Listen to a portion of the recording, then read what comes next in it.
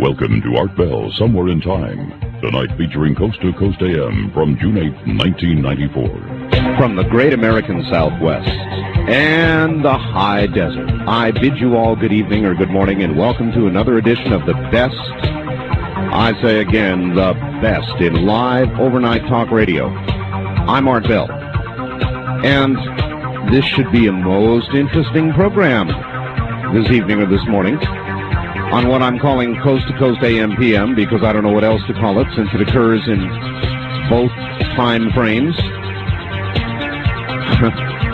There's a lot of news to talk about, and we'll get to that. I've been piling it up now for a couple of days because of course, of the incredible program yesterday with Richard Hoagland, author of Monuments of Mars. And all day long, I've been fielding calls asking for the number to order tapes of that program. Okay.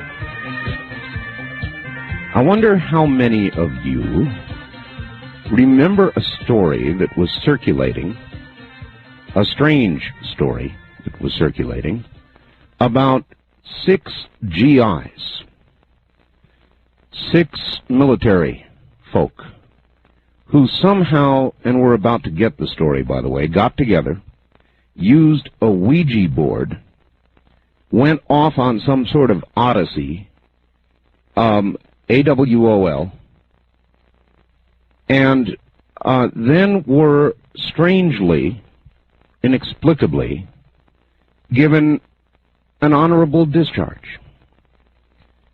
None of the story made any sense to me. I was always trying to reach out and find out more. Well, this evening, whatever, we're going to do that. We're going to find out more because I have a guest who was one of the 6. His name is Vance Davis.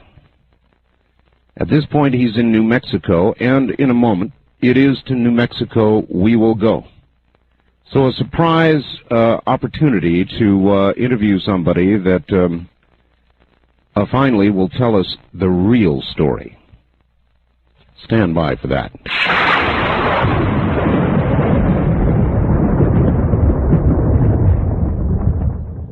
As I said, a lot to talk about. Oh, and of course, from 10 till 11 o'clock last night on ABC, Turning Point, Irresistible, and we will be talking about that. But right now, let us go to New Mexico, state of New Mexico, and talk to now an ex-GI, somebody who took off because of what a Ouija board said. Vance Davis, welcome to the program, and good evening. Good morning, I suppose. Well, no, again, hold on. Let me switch it and do it over here instead. Vance Davis, you're on the air. Hello, Art. How you doing tonight? I'm just fine. Well, I tell you, Vance, what happened to you and the 5 others circulated almost as a myth or a rumor. When I first heard it on the air and people started calling about it, I didn't know what to make of it. It was just like it was one of those rumors, but apparently it's true, isn't it? Some of the rumors aren't, but the majority, we did go AWOL. We did get information from the Ouija board, and as we'll probably discuss tonight, some of those things that we were told have occurred. A lot of things from the Ouija board we threw out as garbage, but we did get some interesting things that we did give to the government. All right, let's back up a little bit. Where were you stationed, first of all? Well, in a place called Augsburg, Germany, Field Station Augsburg. Field Station Augsburg. All right. Is that a big base or a small base? Well, it's one of the largest listening posts in the free world. Oh, it's a listening post. Not anymore. It's gone from what I understand now. So they moved everything to England. Okay. When was this? This was in 1990. 1990. Yes, sir. And how many people would you guess were stationed there then? Oh, well, we had Sheridan concern, flat concern. You had artillery people there. I would say close to probably, maybe at one point, maybe 5,000 to 8,000 people. All right, Vance. You were living on or off base? I was living on base, on Sheridan concern. On-base. Yes, sir. Sheridan Concern is what, an on-base housing area of some sort? Yeah, they had 3 concerns there, which is like your separate bases within the place. Mm-hmm. All right, so these other 5, I guess it was a total of 5 men, you're one of those, and 1 woman, is that correct? Correct. Yes, sir. You all knew each other socially, or, what, in other words, what were you doing sitting around a Ouija board? Well, we 3 of us went to school together in 1983 in Pensacola, Florida. Then we kind of got back together in Augsburg, working fairly the same job, and met 3 others.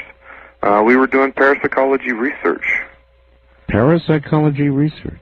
Yes, trying to... What in the world were you doing in a field like that in the military? Well, I've always had an interest in it growing up, and so had the others, so we decided on our off time to basically do some research. Germany is known for its old arts, as it's called over there. Oh, yes. And we decided to kind of see if it's true or a bunch of garbage. So what were you investigating besides the Ouija board? I mean, how did it begin? Well, we were investigating the garbage, basically the charlatans, the fakers. Right. Tarot cards, stuff like that, and whether they had any concept to them. Right. Yeah. We did hypnosis. We found some interesting things with that. We ended up with the Ouija board, believe it or not, because we were tired of each other's company. Really? One of the members said, well, let's finish it up right here tonight, and that was in April of 1990, and we sat down with the... What do you mean finished up?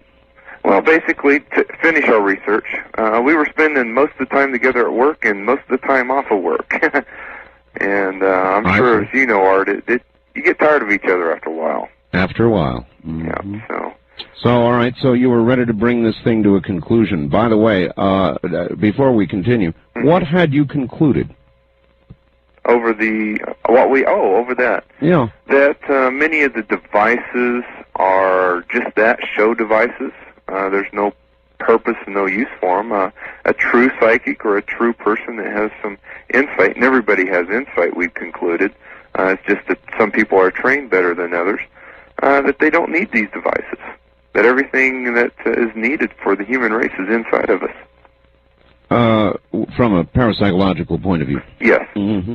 That we have abilities that can be tracked and probably even tracked better by certain authorities than we can even see today. Of those things that you looked at, what percentage did you find that were charlatans? 10 cases we reviewed, we found probably about 70%. 70%. Yes, sir. That's pretty sad. All right, so you were going to conclude it. You sat down at the Ouija board with the 5 others. And then what? Well, we did our research before we did that. We wanted to protect ourselves because, of course, we're all grown up in the church around here. So we basically did some research and talked to some people, and we did a prayer. We also asked, many people may understand this, asked the light to come in to help us and prayed for Jesus to guide our hand if we were to get anything. Then, if not, then if we weren't supposed to do this, then give us a message that we weren't supposed to do this. Those who would share the faith in Jesus with you would say that you were dabbling with the devil. And I would tend to agree because there's no directions on the board or how to use the board. If you're messing, it's like a person, Art, that is messing with a computer that has no knowledge of it. You don't know what you're messing with. Mm-hmm. So in a way, you're messing with something that you know nothing about. And I can identify with that. I blundered my way through several computer tragedies before I became literate enough not to destroy what I was building. Well, I went through the fast course through the military on how to do that. So, At any rate, so I identify with that. So there you were, blundering your way in, sitting down at a Ouija board. Were you guys drinking? No. We did not. We didn't have a drink for the next probably 5 months. No drugs? No drugs. All right. So you sat down at the Ouija board first time. What happened? The best way I can put it, an energy or a person showed up to the board, and you basically felt it. The energy in the room got very highly energized. which was interesting to say the least. Did all 6 of you put your hand on the little... No, only I and Ken Beeson were the only 2 that did that. The others basically recorded the information. Okay. And never once, an interesting side of this, and we've had Catholic Church officials, we've had them talk to us and everything else, not one word was misspelled during the whole time. Not one misspelling? Out of 8 sessions, not really? one misspelled word. Are you much at spelling? I have problems. What about the other hand? Ken, he has even worse problems than I do. So we're not good. Have you ever tried the trick of taking your hand and somebody else's hand and holding them together and then collapsing each one of the fingers but the center one and putting pressure on the 2 of them and then feeling it? It feels like it belongs to neither person. Correct. Yes, I have. I have done that. Uh-huh. Really weird feeling, Art. Yeah, very weird feeling. A disconnected, sort of unusual feeling. Now, I wonder if there is a parallel to 2 hands on the Ouija. That's a good question. I've never been asked that, but there could be. I know it's like a phone booth in the way that, you basically are opening yourself up to the energy. The Ouija board and the whole thing that goes around is actually a piece of plastic and is nothing. It's you that's doing it. That's right. It's like someone saying, well, a gun kills. No, a gun doesn't kill. That's the right. person behind the gun kills. That's right. All right. So yeah, but it at times it had a feeling our hands were numb at times. It didn't feel like hers sometimes. All right. So tell me, how did it go exactly? I mean, here it is moving around. You ask, no doubt, who it is or what it is, and what answer did you get? Well, we got introduced. Basically, she said, and it was a woman. It felt very womanly, I guess, in the way it was moving. A person named Sapphire. And we asked who it was, and she, where she was from. And she basically said she used to be a woman from Georgia, believe it or not. Georgia. Yeah, so it was someone in the other realm, which had me and both Ken and most of us really spooked because we're talking so-called to a dead person. Stand your hair straight on end, I'm sure. Yeah, I think we ended up getting a few more questions and we quit for the rest of the night. What did you ask, by the way? We basically asked... who she was, where she was, and what else? And why are they contacting us? Why were they talking to us? And we were basically given the answer because we wouldn't listen any other way. That's interesting. We were praying about things, surprised and we weren't listening, I guess. I'm surprised you didn't get a flippant, well, you called us. Well, actually, they didn't. We called them. We put our hands on the board. That's exactly what I mean. Yeah. So, all right, so you quit for the night. And everybody said to everybody else, what? We're going to do this again, or we're messing where we ought not be? Or? I think we discussed every aspect of it, and one of the biggest aspects is should we go on or should we not go on?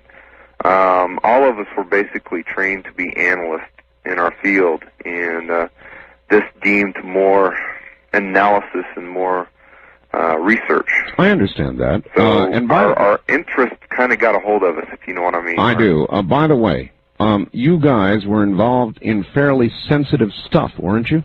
Very highly sensitive that I don't even talk about today. Right. So I imagine when you all took off, the military authorities must have, to use a street term, freaked out. Actually, from what we understand from classified documents that were released in '92, they knew when we took off. They were tapping our phone from almost the 29th of June to when we took off. Oh, they were? Yes. But they didn't know where we were going, which was interesting. Well, had you discussed on the telephone where you were going? Yes, we had. All right. I actually talked to the people we were going to go visit. All right. Well, we've jumped ahead. So okay. Back to it. So then, ending the first session, you made a date to get together again, or what? Yes, we made a date for about 2 weeks later because a lot of things were going on at work, and we didn't want to put the pressure. So we ended up meeting. I think it was about the first week of May, and we ended up having a session for almost 8 hours. 8 hours? 8 hours, yes, sir. You want to give us the highlights of the session? Well, we were told about some things that was going to be going on in Europe, and that was not a good place to be in the near future. We were also introduced to some other entities. For all these entities, I don't, as any analyst or investigator would do, we don't hold a lot of credibility behind them, but the information was very interesting, so we did a lot of research on everything we got. A lot of it was totally opposite. A lot of it was so far out that maybe our own minds got caught up into it, if you know what I mean. But some of the material we were getting was very interesting.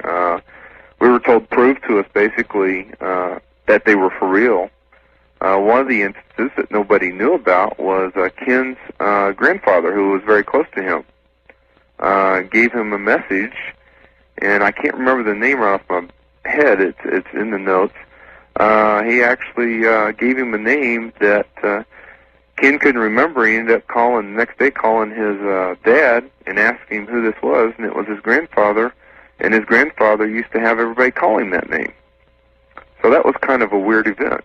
Yeah, pretty weird. You know, we tended to say, okay, well, maybe they could be for real. You know, we also were told, believe it or not, Art, that there would be a major earthquake in Tehran. In Tehran? Yes, and thousands of people would be killed. When was this supposed to occur? This is supposed to occur because we wanted something quick that would be reported in the paper. Right. And it was supposed to happen within the next 30 days. And? It happened. Over 300,000 people were killed. I don't know if you remember that. I vaguely do. Yeah, it happened at the end of May of 1990, I believe. It's strange how so many people can die in foreign lands by the tens or hundreds of thousands, and it barely makes news in this country. So I vaguely do recall it. Yeah. It was big news in Germany. I'm sure it was. Mm-hmm. Front page. It was. Well, it startled us. Let's put it that way. All right. So there, one prediction came true. Had you verified that prediction, by the way, by recording it in some manner prior to its occurrence? Yes, we did. In How? fact, we had notes and tapes, and a Oh. lot of those, some people had them. We gave them to some people there at the base. Of course, some of them are still in the military. And most of the notes, just to let everybody know, most of the notes, 1,500 pages worth of notes, and a couple tapes and some CD records, or computer records, were taken by the FBI. The FBI? Yes. And plus we gave them most of them too. So all right. Well, again, we're probably ahead of things. So then there was one accurate prediction. Were there many more?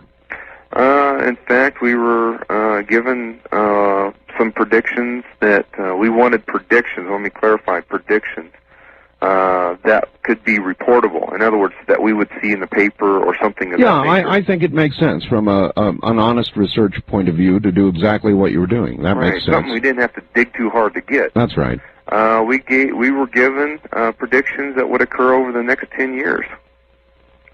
Oh. Over the next 7 sessions. Interesting. Yes. So it was very interesting. Would you care to reveal, talk about any of those predictions? Well, one of them was aired going ahead today. One of them was aired on sightings in 1993, in February. Oh? And that was an explosion in New York City in 1993. I'll tell you, you're not the only one to have predicted that. Right. We did that 2 weeks before it happened on sightings, believe it or not. And I tell you, Art, I sat in front of the TV and saw that, and I basically, about went to the bathroom. I couldn't believe it actually occurred. Mm-hmm. Yeah, I know. That kind of thing really does scare you. I've had one sort of psychic experience, and it scared me enough that it put me on my knees. Oh, it still scares me to death, Art. Same way. Really? It does. It really does. And then the latest one was the L.A. earthquake that happened. We were told it happened near the end of 93. Well, it happened January 17th, 2 weeks off. As most people, just to educate a little bit, predictions are way different from prophecies. There's rumors going around these are prophecies. No, they're predictions. Predictions are put out so that changes can be made so they won't happen. And as we heard on the news, the FBI knew a possible bombing was going to occur 2 months before it happened. Right. And they ignored their people that were telling them that. All right, Vance Davis, hold on. We're at the bottom of the hour. It'll be about a 4-minute break, and then we'll get more into this, all right? No problem. Stay right. Well, by the way, where are you in New Mexico? I'm in Albuquerque. Albuquerque. Talk Yes, to you in a couple of minutes. Vance Davis, and it's quite a story. We'll be back. You're listening to Art Bell, Somewhere in Time. Tonight featuring a replay of Coast to Coast AM from June 8th, 1994.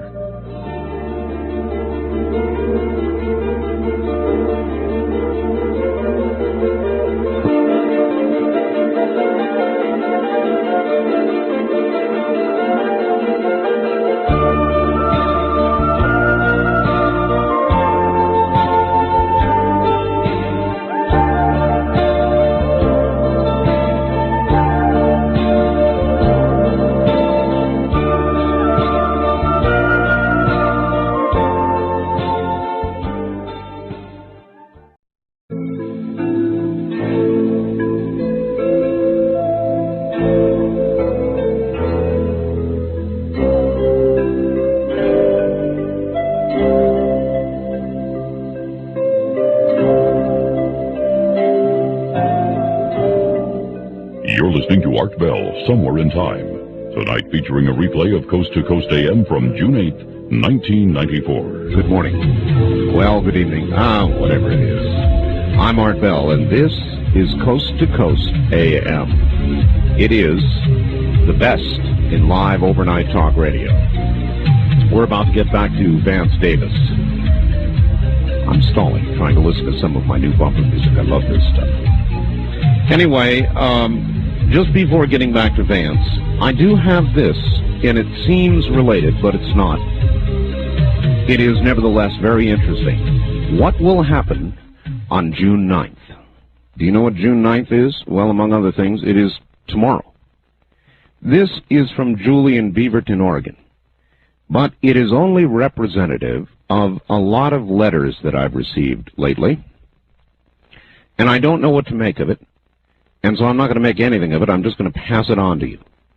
What will happen on June 9th? It will change the world as we know it. The veil of evil will be lifted from the earth. Last night, Pat Robertson reported on the 700 Television Club religious program, that some people have come forward with a, quote, word of knowledge, end quote, from God on June 9th.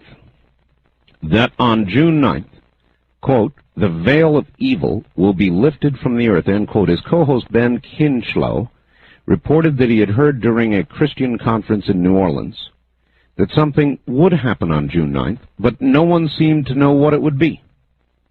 Both Pat Robertson and Ben Kinchlow treated this somewhat lightly because they too hear these crazy dates, they come and go. Normally, I treat such things with a grain of salt as well, except that several months ago my sister, who lives in Seattle, heard from her hairdresser, a New Age source, I believe, that on June 9th the world will change as we know it. So, apparently this date is being brought up by several sources around the country. If possible, do you suppose you could put forth the subject over your program this evening and see what anyone has heard? Okay? That's it. All I can tell you is, when I receive information from a lot of different sources, letters, faxes like this one, and finally it begins to get to the point where, the whole thing begins to coalesce and you realize there is something out there. I don't know what it is. I don't know that information in this case from one's hairdresser or something is at all meaningful, but all I'm telling you is that a lot of people have said it, written it to me, and nobody seems to quite know what it means. Is this some sort of collective human consciousness? Or is it just yet another rumor making its circulation around the country? I don't have the answer. And anyway, I don't have time to contemplate it right now because I've got Vance Davis. Vance, are you there? Yes, I am, Art. It just sounded, kind of related to what you're doing. I've heard about June 9th myself. Oh, you have? Yes. What have you heard about June 9th? Well, I've heard two different stories. I heard rapture is supposed to occur, which is kind of interesting because of my study of the Bible. Rapture isn't supposed to be known. until it occurs. That's right. No man shall know the date. Right. Mm-hmm. The second thing I heard, there'll be a major sighting caught on national television of a ship, of a UFO ship. That would be interesting. That would, I tell you what, it'd excite me a little bit to see it on TV. I would say that would meet the criterion stated. The world will, as we know it, will change. It would do that. It'd turn religion upside down a little bit. It would. All right. Well, anyway, back to your story. So there you guys were, messing with the Ouija board, getting messages, getting predictions, not prophecy. I'm not sure I really understand the difference, because I had a very well-known prophet on the program, Lori Toy. I've heard of her, yes. Yes, and she gave what she called prophecy, but she said, Art, it need not be. In other words, this is one possible future. And that's exactly the way you're billboarding what you call a prediction. So I'm not sure there's a difference. Well, I think there's an understanding. So I grew up in the Church of Christ. And many people's view, who grew up in religion and everything else, and Catholic or whatever it may be, prophecy is that which has been given by God and that which cannot be changed, like rapture or whatever it may be. Right. Prediction, even Nostradamus said this in her original writings, said that his were predictions, not prophecies, because he's putting them out so that events might be changed. Mm-hmm. Okay? So predictions are very changeable. I don't think Earth changes are very changeable. We don't have the technology to change them, if you know what I mean. But political, social, those things, they very well could be changed if enough people would do something about it. Those things that are in the area of a human being's exercise of free will. Correct. Yeah, all right. All right, so I guess I would like to hear some of the predictions that are made that went as far as 10 years out. What are some of them? Well, 1996, that's the big one in California, supposedly. That's if we asked, well, how big will it be? And we were told if it could be measured, it'd measure 14.4 or higher. 14.4. Or higher, yeah. That would be tectonic plate separation. Yes, that would make a bunch of islands. That would be George Scallion's prediction right there, basically, that I've learned. So his big one.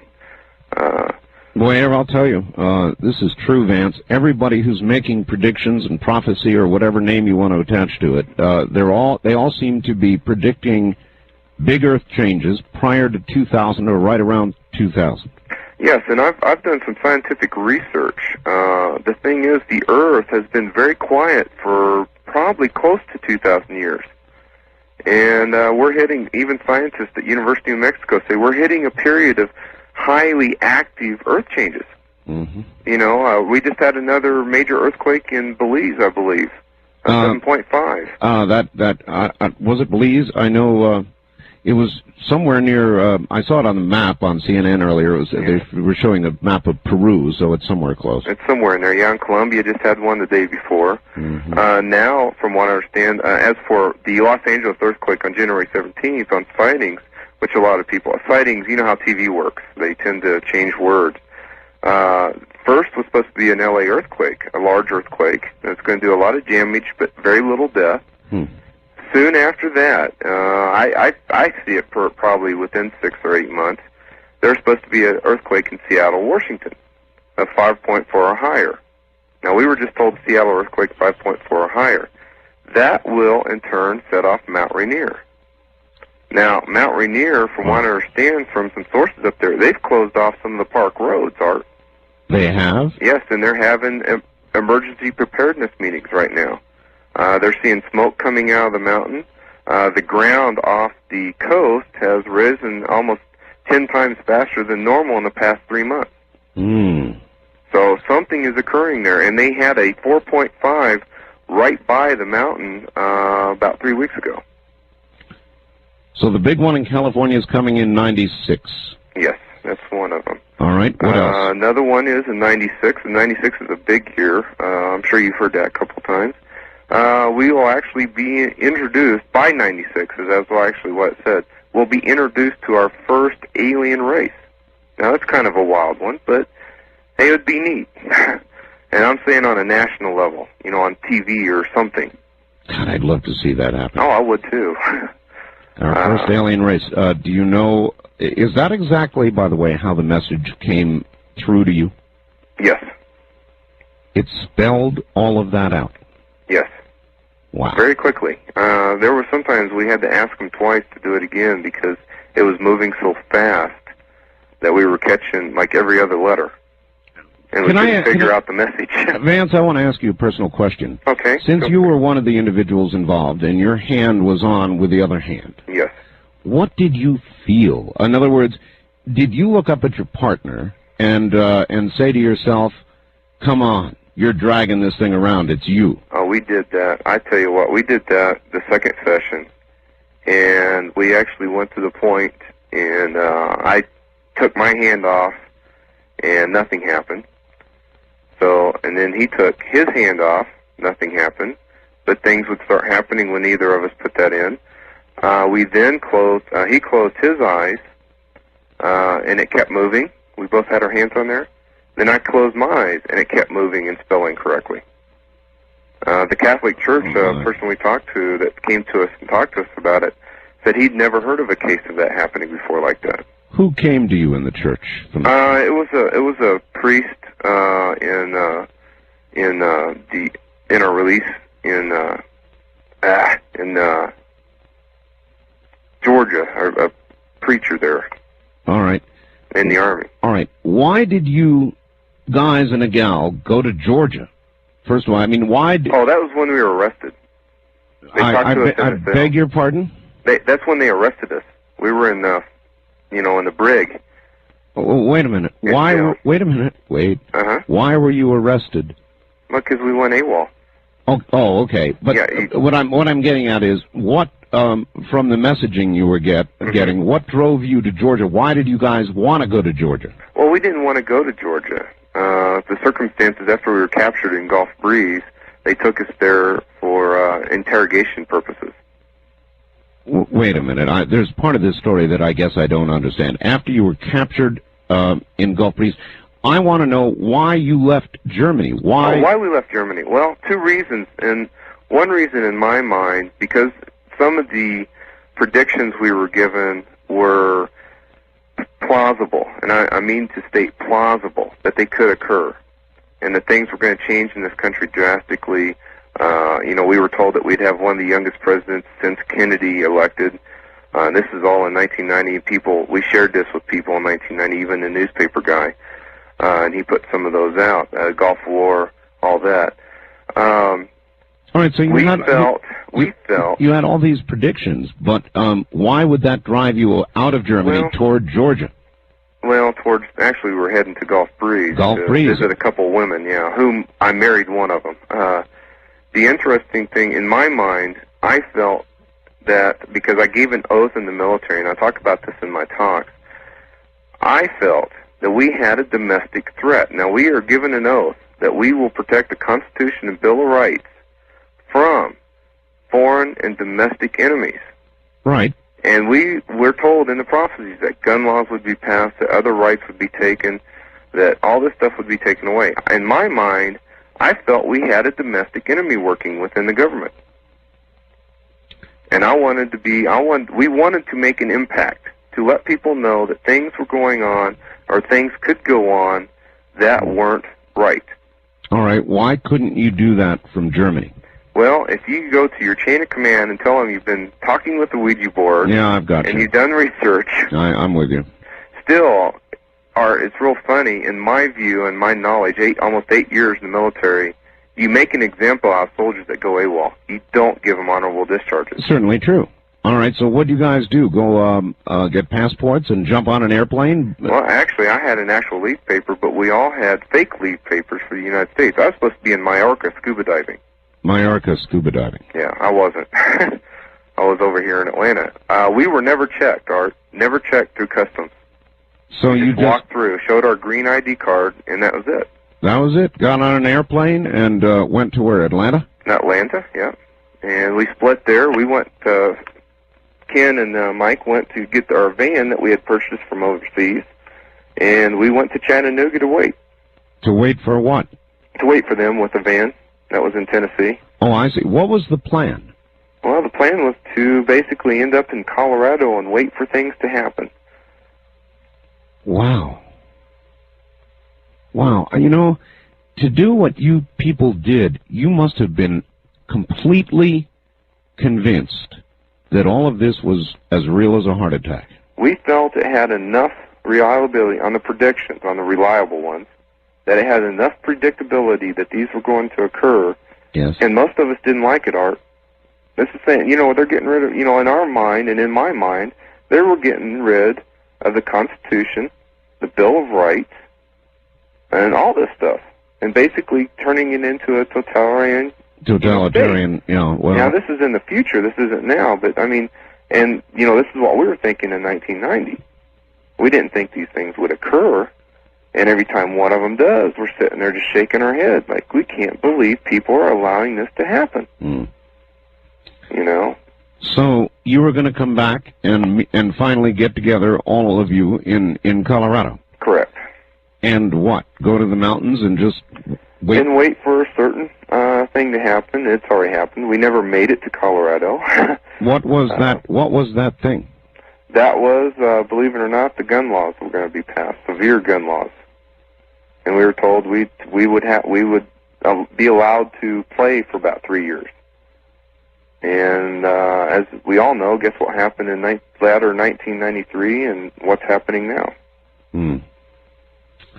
Severe gun laws. Well, gun laws anyway of some significance. The crime bill's a little worse, and then they'll probably get a little worse. Yeah, they're becoming more severe all the time. You open a floodgate, and people come in, you know.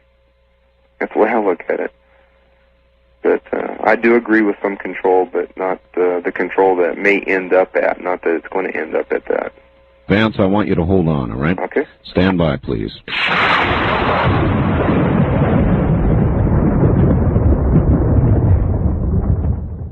All right, well, anyway, so you arrived in Atlanta, and then you went up to Tennessee, where you were waiting for a van.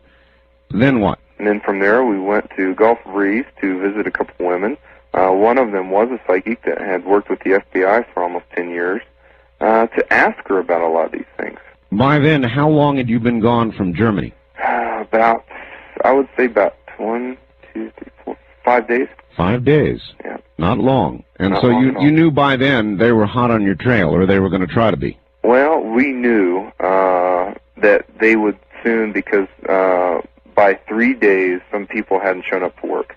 Did they know why you did what you did at that time, or not? Because if the answer is not, they must have concluded you might have gone over to the other side or something. Correct. Well, we did leave a note. We left some of the predictions, and we left some of the tapes of what we did for them, for that purpose, to let them know why we did what we did. Wow. And they still, believe it or not, it was confirmed that the FBI still had us listed as armed and dangerous. Armed and dangerous? Armed and dangerous. When we were arrested and the doors broke down and everything else in the apartment we were staying there in Gulf Breeze, they basically, I was on the floor just with just my pants on and a gun to the back of my head cocked, and being told if you moved that they were going to put my brains all over the floor. Right. Of course I didn't move. I was pretty calm, believe it or not. We had decided before we left if we were caught we wouldn't fight. We'd become the perfect soldiers. Our goal was to basically get this information to the highest possible source within the government, and also maybe to let some people realize that there's more going on than what they're being told. All right, so they arrested you. How did they treat you? Really weird, Art. They were telling people not to talk to us. They were putting in solitary confinement, which for some part is understandable. But they were told not to give us any orders or not to cuss at us or do anything. The guards, you mean? Yeah. In fact, one guard talked to us, and he was taken off duty at that instant, which is really weird. It is really weird. It's very weird. We were treated with kid gloves, Art, and that's not usual. That is not usual. No, it isn't. Were you actually interrogated? Yes, we were. We were supposed to be interrogated for 3 weeks at Fort Benning, Georgia, And it only lasted 3 days when the captain came in. The captain became Captain Brown. He actually told us what was going on. We didn't even know we were in the news until he told us. We weren't allowed to watch TV. But they were doing the interrogation, and the captain came in, knocked on the door. Ken was being interrogated at the time, told the guy he had a phone call. And the guy said, well, can we take it later? Mm-hmm. And he said, no. You have to take it now. It's the White House. Next thing we know, wait a minute. Excuse me, it was the White House? It was his boss from the White House. I see. Okay. Next thing we know, about 10 minutes later, he comes back and says, pack it up, we're leaving, they're being released. One guy was very upset about it. The NIS guy, have you heard of them? Yeah, sure. Okay. Was very upset because he wanted to throw us against the wall. Said, why? And he says, when orders come from the top, we do it. And he goes, what orders from top? My boss didn't tell me anything. When the president says we're going to release them, we release them. The president Yes. ordered your release? President Bush was involved. So was Dole. Huh. And we have that confirmed now. Some of the statements that they have released, it even mentions some high people involved in this. So I guess our information got to the highest possible source. Do you have any idea, at all, was there a rationale given with the order to have you release Dole or Bush? None. And that to this day, we're still confused about it. To this day, we're confused. We don't know. I look at it as maybe we were an embarrassment because we were all over the news. But if we were an embarrassment, my logical mind being in the military as I was in intelligence service, I would make an example out of us big time. Because we were international news, Art. I agree with you. I remember the story very well. Yeah, that's kind of puzzling, isn't it? Why would it come from the top without explanation? All right, more of Vance Davis and this strange story in just a moment. You're listening to Coast AM live talk radio from the high desert. You're listening to Art Bell Somewhere in Time on Premier Radio Networks. Tonight, an encore presentation of Coast to Coast AM from June 8, 1994.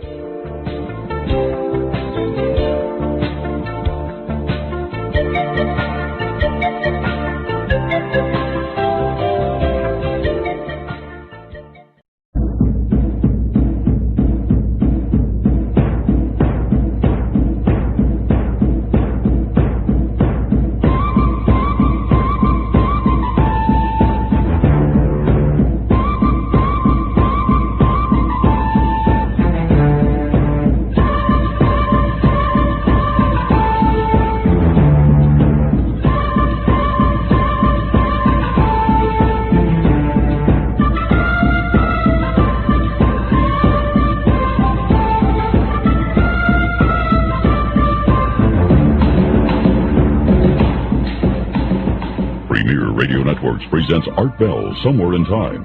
Tonight's program originally aired June 8, 1994. Well, if you're just joining us, you're not going to believe what we're in the middle of right now. Hi, I'm Art Bell. My guest is Vance Davis. How many of you that are just joining us remember a story about 6 military people in Germany that encountered, of their own volition, a Ouija board, which began giving them predictions about things that were to come soon in America. Predictions of gun control, vanishing rights, civil rights of the American people, the big earthquake in 96, the first alien race contact in 96 is going to be a big year, according to Vance Davis. Well, these GIs, 5 men and a woman in Germany, got on an airplane motivated by the strength of these predictions, went AWOL, came to the United States, the story is going, went up to Tennessee, met there, drove down to Florida, Gulf Breeze, Florida, where the FBI corralled them, actually burst through the door and arrested them all. They were then held, questioned by the FBI, and then, strangely, released through the good offices, according to Vance, of President Bush and Bob Dole. And that's where the story stands, and we're going to get back to Vance and the story and find out where we're going with this and get the lines open for you to ask questions in just a moment. But if you've ever wondered about this very strange story, and it is a strange one, stay right where you are. Vance Davis, back in just a moment.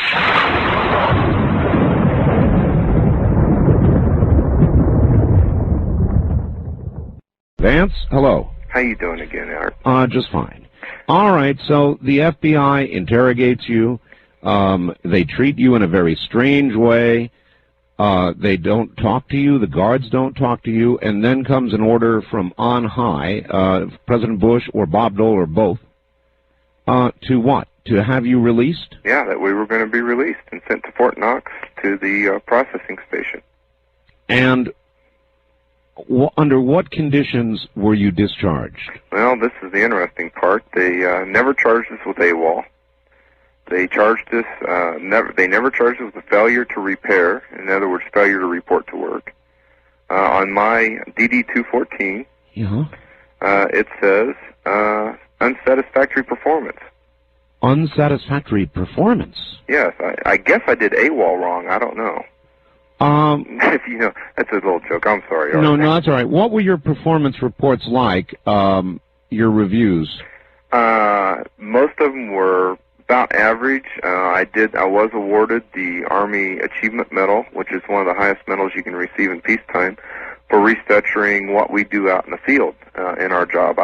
Just to let people know, and there might be military listening, I was a 98 KU-1 or a 05 KU-1, which is a non-Morse intercept analyst.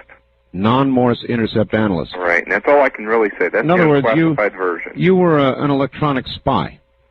Well... Well, yeah. You know, it's self-explanatory if you look at the title. Yeah. Yeah. Yeah, that's what you were. All right, so then you are, suddenly out of the service. It was a discharge under honorable conditions, correct? Correct, yes. And what have you done with yourself since? Basically, we ended up out here. I married one of the women that we visited there. We have 2 children now. And I was maybe thinking the story would die, as all of us did. But we found out that nothing like this has ever happened in 200 years of American history. A lot of people, it shook them awake, I guess, because it was reported over everything, and some of the predictions were released in 1990 in some of the newspaper and through the grapevine, if you know what I mean, Art. I do. We had told some people, and I guess it went fast. I am actually a large branch on the grapevine. I believe it. I've heard a lot about you, Art, and I tell you what, I like what I hear. So. Well, I refer to the kind of thing that I read earlier on June 9th. And, you know, so we're part of that, I suppose, circulating that thing, passing it on. But once something like that, Vance, reaches a critical point, people in my position really have no choice. I mean, you report it. You get a lot of letters, you get a lot of faxes. It's something going on out there, so I report it. True or myth, I report it. Listen, I would like to let some of the audience ask questions. Are you up for that? Sure, and I would like everyone to know that I will be speaking in Olympia, Washington on June 24th. They can call WebWorks up there in Olympia, Washington. And, all right. It'll be my 3rd talk, believe it or not. We finally decided, me and my wife, that if the story's not going to die, we better clean up all the rumors, especially the one about that I'm a religious fanatic. You're not. I'm not. No. Do I sound like one, Art? Well, I don't know. No, I'm like everybody else, and I just want to know what's going on and basically to educate people and say, hey, look, here's how the military works, here's how the intelligence field works, and we have the power to change things, basically. All right, Vance, every line is ringing, so let's go. Let's see what we've got out there. On the wild card line, you're on the air with Vance Davis. Hello. Hello, I'm Randy from Albuquerque also. Oh, hi, Randy. Hi. I guess I wanted to ask the question. I've been listening all night long, and I was wondering if you're still dabbling in the occult. Good question. Good question. No, we have never touched the Ouija board since then, and never have. I still read my Bible. I still believe Jesus Christ is my Lord and Savior. So you've become a Christian too, huh? I've always been a Christian. Oh, okay. My faith, believe it or not, because of the event, and when you go through prison like I did, and what was going on, and the only faith you had was in God, your faith tends to get a little stronger. Well, I believe that. I also went through a lot more occultic ritual than you ever did. Not on the scale that you did, but I got to the point where I made an astral body for myself, and I was able to project. And it was very scary, and it was very, you got to the point where you thought you were going to lose your mind. And I came to Jesus Christ myself, and I'm glad you're a Christian now, and I'm here in Albuquerque. I'd like to meet you. Well, sure. I'm in the phone book, believe it or not. So. Oh, great. Well, all right. I keep myself accessible. Well, great. That's Vance Davis. Thank you very much for the call. Vance, how long were you in prison? 21 days. 21 days. 21 days. Solitary? Yes. All that? Except for Fort Knox for about 8 days. We had our own building in Fort Knox, believe it or not. What did you think when you were in prison and there was waiting time and you were probably sitting there thinking the worst? What did you think was going to happen to you? By the time, in Fort Benning, basically, we were ready to go to prison to Fort Leavenworth for about 30 years. 30 years? Yeah, we were already ready to go. And at the same time, inside, it felt like we weren't going to go. Do you know what I mean? Yes, I do, but it does. You know, the whole thing absolutely doesn't make sense. You guys, sensitive positions in Germany, you get up, get on an airplane, take off, they catch you, you feed them to them what must be a totally cockamamie story about Ouija boards and predictions and catastrophes, and you tell the military that sort of thing usually, and you're going to be making big rocks into little rocks for a long time. Yeah. And you know what's interesting? On my statement that they released, I gave them a couple predictions. Yes. They're blacked out. They're blacked out? You know what that means? They're still classified. I wonder if at some level, maybe a high one, Vance, they bought it. I think they did, because we told them about the Los Angeles riots, and I had a friend that was stationed there in the area, and they were practicing for riots 2 months before they occurred, and Rodney King hadn't even occurred yet. God, that's weird. That weird when he called me and told me. All right, on the wild card line, you're on the air with Vance Davis. Hello. Good morning. This is Fritz from Phoenix calling. Hello, Fritz. Vance, you sure shook everybody up in the UFO community because you guys ended up in Golf Place. Of course, as you know, Golf Place is the #1 hotspot in UFO sightings in North America. Yeah, it is. Yeah. And wait a minute. Was there any connection at all, Vance? We knew about it, but it wasn't the purpose. We just went there to visit a couple women that we wanted to come with us. All right. Well, there you are, Fritz. Since you pro UFO, had any one of you had any UFO sightings?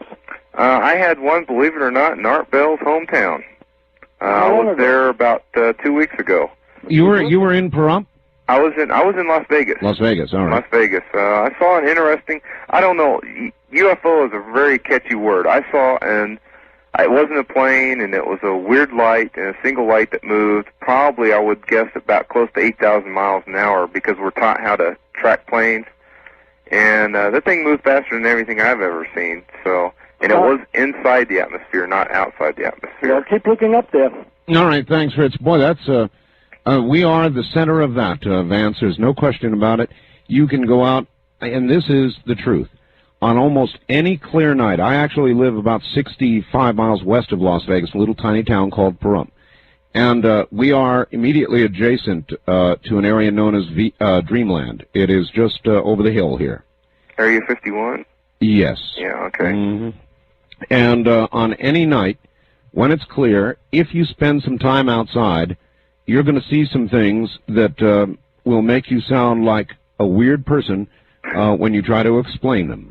Yeah. They're not always close up. It's not always a very close encounter, but there will always be some things in our sky you cannot explain. So that's all there is to it. And it's happened for centuries. Well, I don't know about centuries, but it'll happen any night, just about any night you care to go out and spend some time outside. It's weird enough for me. On the wild card line, you're on the air with Vance Davis. Hello. Well, good evening, Art and Vance. It's amazing. Art, this is your psychic caller from Youngstown, Ohio. Yes, hi. Listening with great interest. Did the news reach you yet that 6.5 hours ago there was an earthquake in Bolivia? Yes, sir, it has reached me. Yeah. Yes. Did you hear that it was 400 miles underground? No, I didn't. I heard it was 7.5 on the Richter scale. Yes, and it was 400 miles underground. I wonder if that might relate to the June 9th thing that people have been talking to. Oh, brother. Who knows? Might be the beginning of something. I'm scared. It could be. I do want to ask, have you two, before I mentioned it this evening, sir, have you heard about this June 9th date? Have I? Yeah. No, Art. I wondered. I'm not a big Pat Robertson fan. I did get the readout from the computer board of your Pope Paul the 23rd, or Pope John the 23rd's Predictions on the computer, yes. And he said June something or other, 1995, and I just wonder maybe somebody was trying to cash in on that. But 6.5 hours ago, since South America is east of Eastern Standard Time, it could already have been June 9th. And I haven't heard of anything that big, and the fact that it's 400 miles underground is... No, it is not June 9th there. No, it's actually... well, isn't it the 9th after midnight? No. Well, actually, yes. It is now the 9th. That's right. But it happened before that. And it is the 9th. South America is east of Eastern Standard Time. 6.5 hours ago, I don't know, might have been... Well, if they were east of Eastern Standard, well, It could be. I don't know. It could be. Yeah. It could be, can I actually. ask one question of Yeah, Vince? very quickly. Vince, in your going public with this information, is there any way that you might be putting yourself in danger? All right, thank you. Good question. Is there? I haven't been called. I haven't been approached. I know a lot of people out there aren't, as you do, have been told to shut up or do this or do that. I feel I'm pretty intelligent, and I don't talk about what I did in the military. I'm basically out here to educate and basically not to create a panic, but to let people know and realize that things are going on and maybe we have some control. No, I don't feel I'm in danger. In fact, I feel I'm a little safer in coming out and speaking with people. You probably are. There's been no contact by the military since your discharge or No, anybody, any official in Washington? No. At the end of the interrogation, I was told if we got any more information to contact them, and that was it. So, Wait a minute. If you, as in predictions? Yeah, we were told that before we were released. Wow.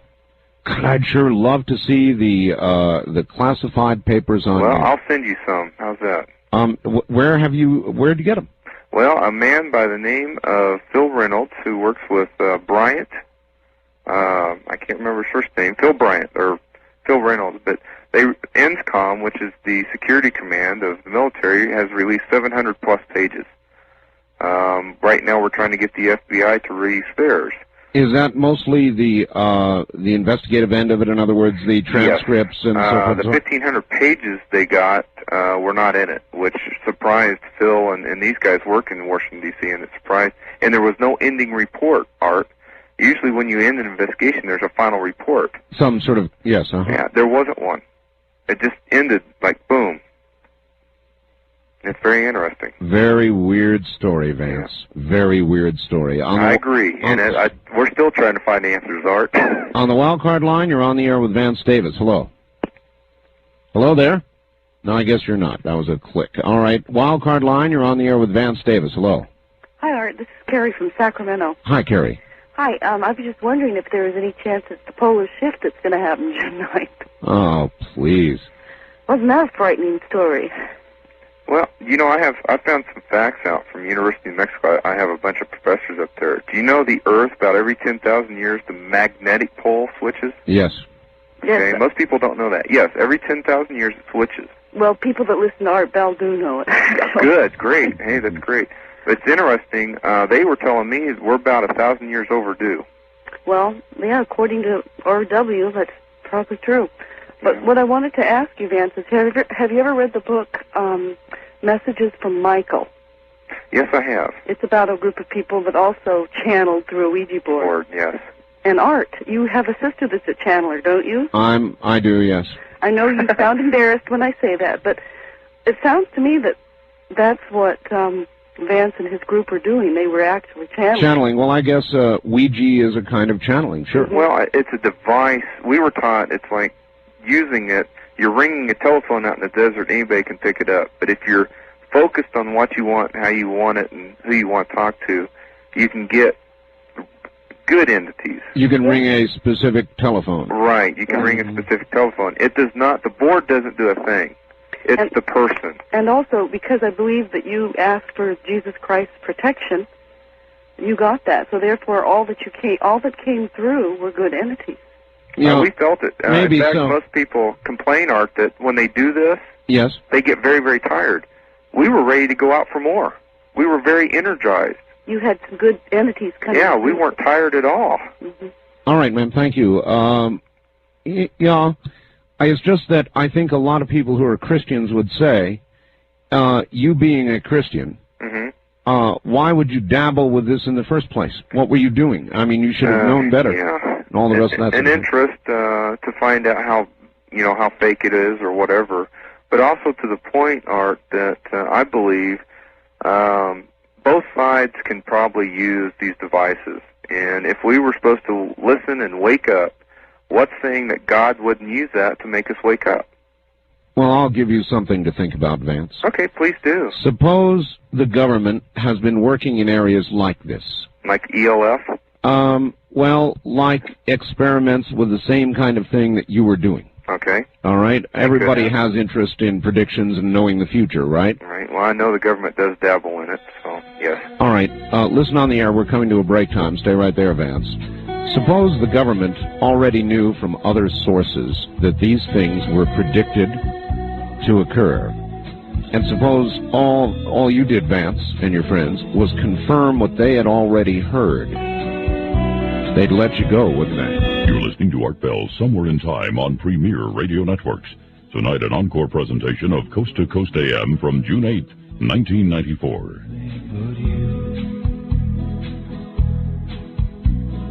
Strange what desire make foolish people do. I never dreamed that I'd meet somebody like you. And I never dreamed that I'd lose somebody like you.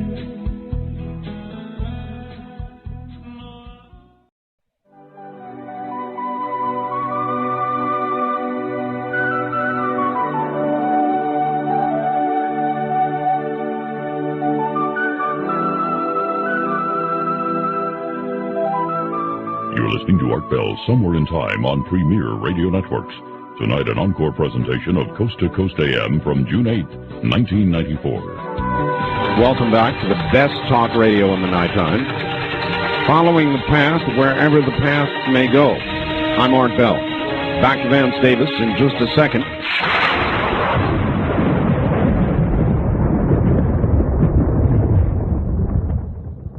All right, now back to Vance.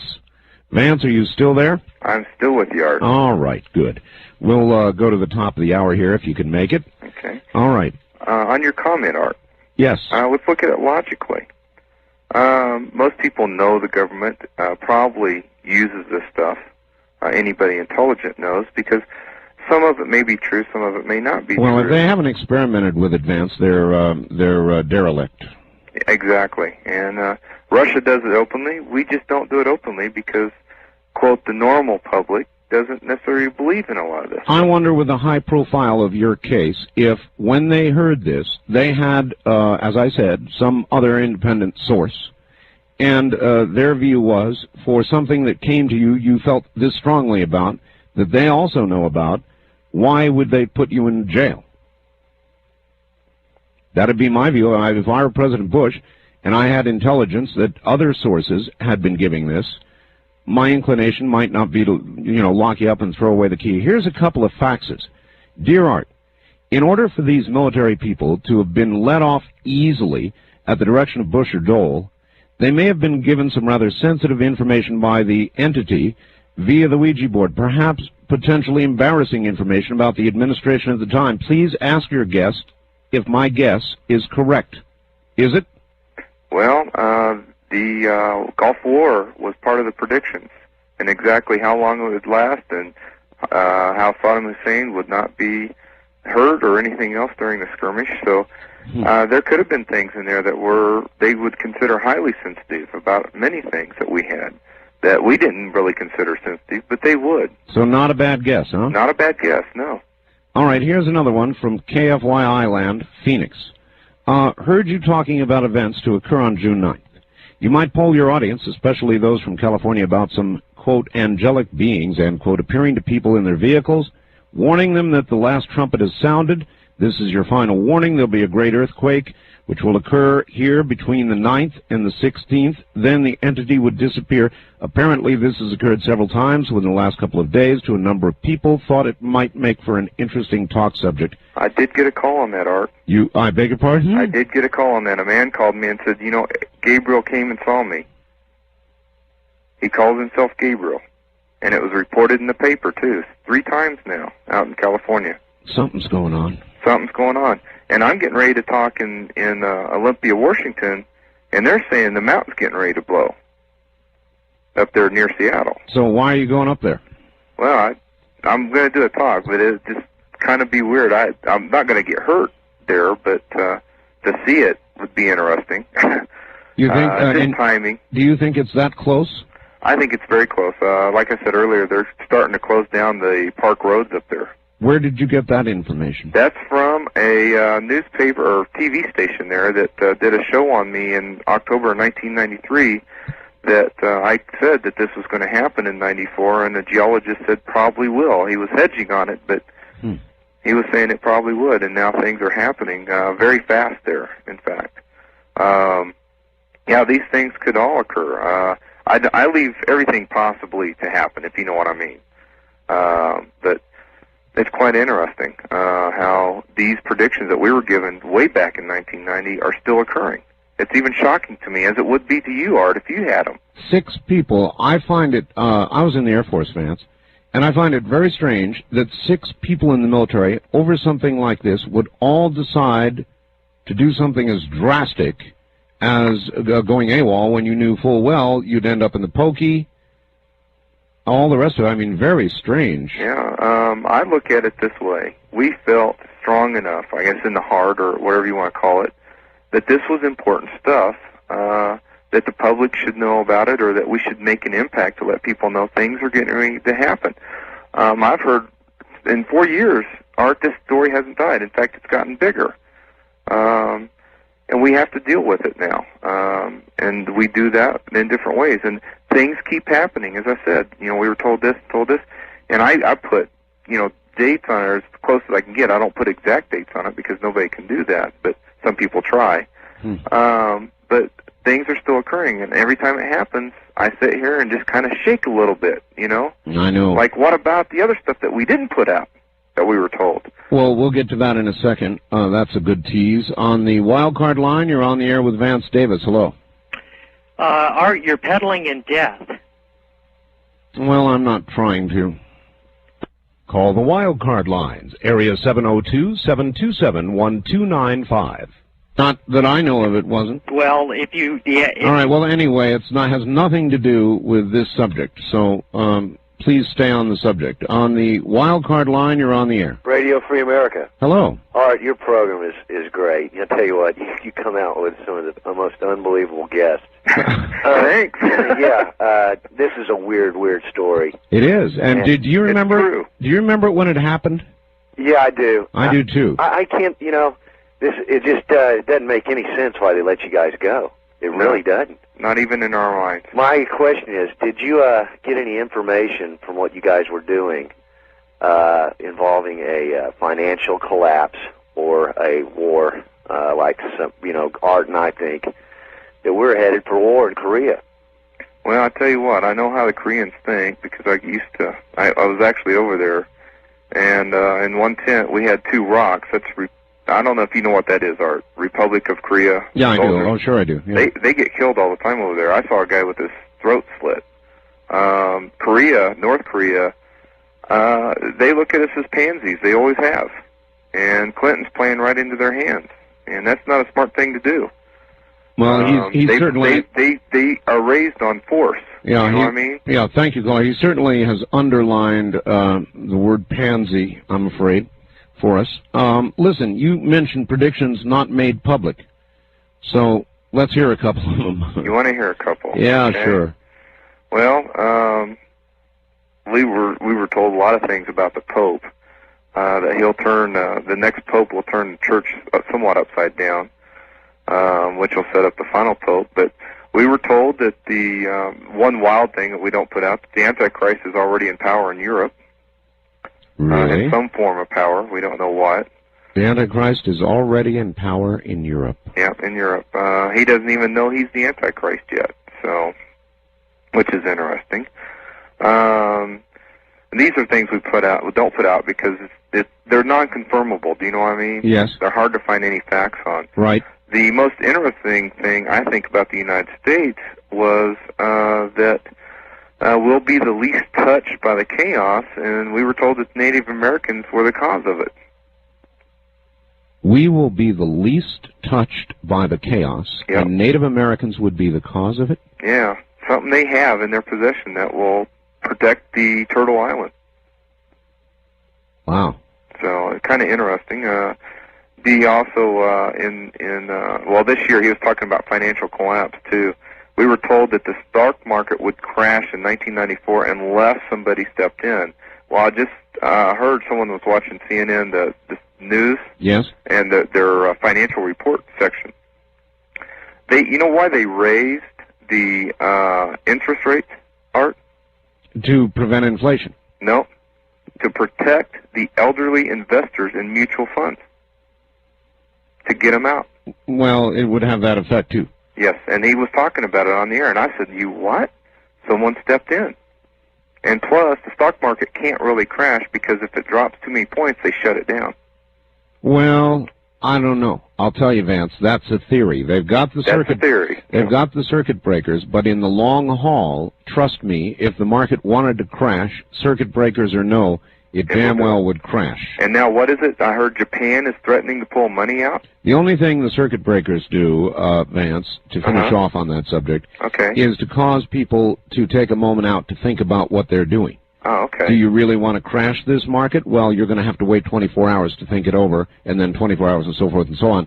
But in the end, the market would still crash if it had a mind to. So it still has a possibility. I don't mess in the market, so... I don't either. I tried predicting for a while, and my predictions were so foul that I promised never to do it again, and I've held that promise. On the wild card line, you're on the air with Vance Davis. Hello. Good morning, Mr. Bell. Mr. South Dakota. I'll be real pleased to talk with Vance Davis.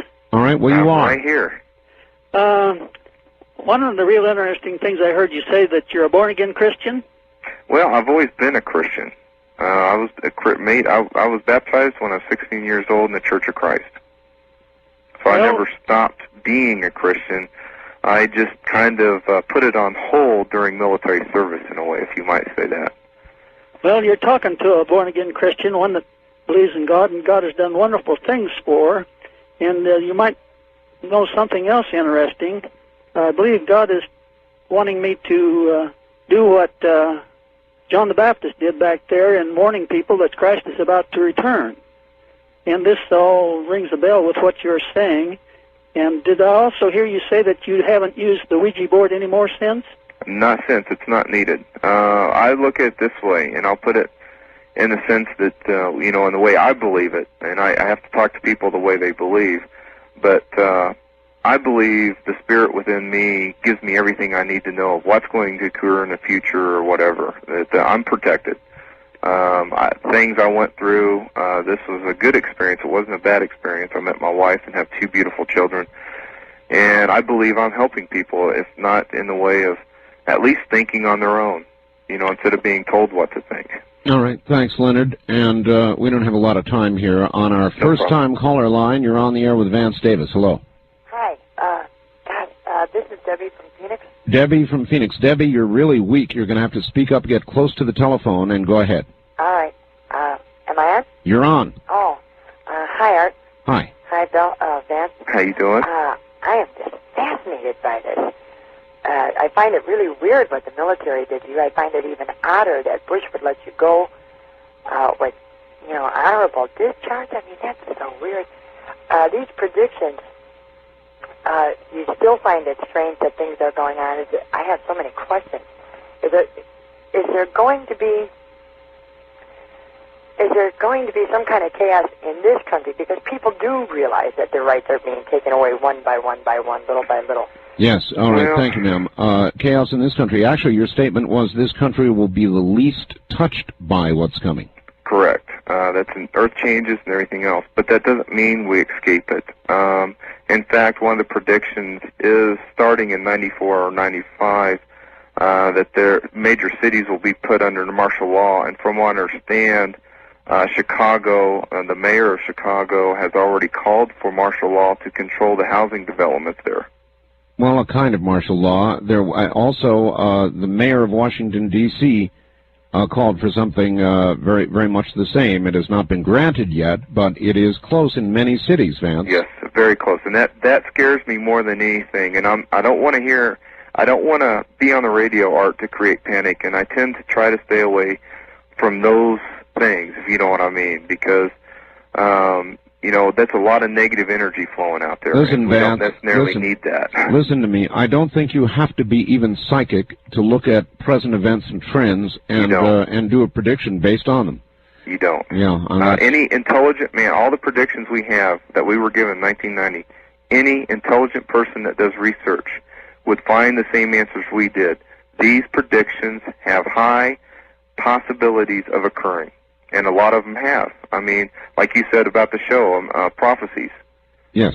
These things have occurred. Sightings even said we're tracking world events, and it's research. It's knowledge. All the knowledge and research is there, Art, if people go out and take advantage of it. All right. Well, I think I'm going to put the ancient prophecy people in touch with you, Vance. Feel free. I'll gladly talk with them. All right. I'll do it. On the first-time caller line, you're on the air. Hello. Yeah, Art, this is Dan from Kearney, Missouri. Hi, Dan. And I was catching the tail end of your show with Mr. Davis there, and was wondering what the big prediction for June 9th was, and if Mr. Davis had any other predictions he could share with us. All right, before we answer that, what have you heard about June 9th? Anything, or just what you heard here? Just what I've heard tonight. All right, thank you. Vance, you don't really know anything more about June 9th than I do you?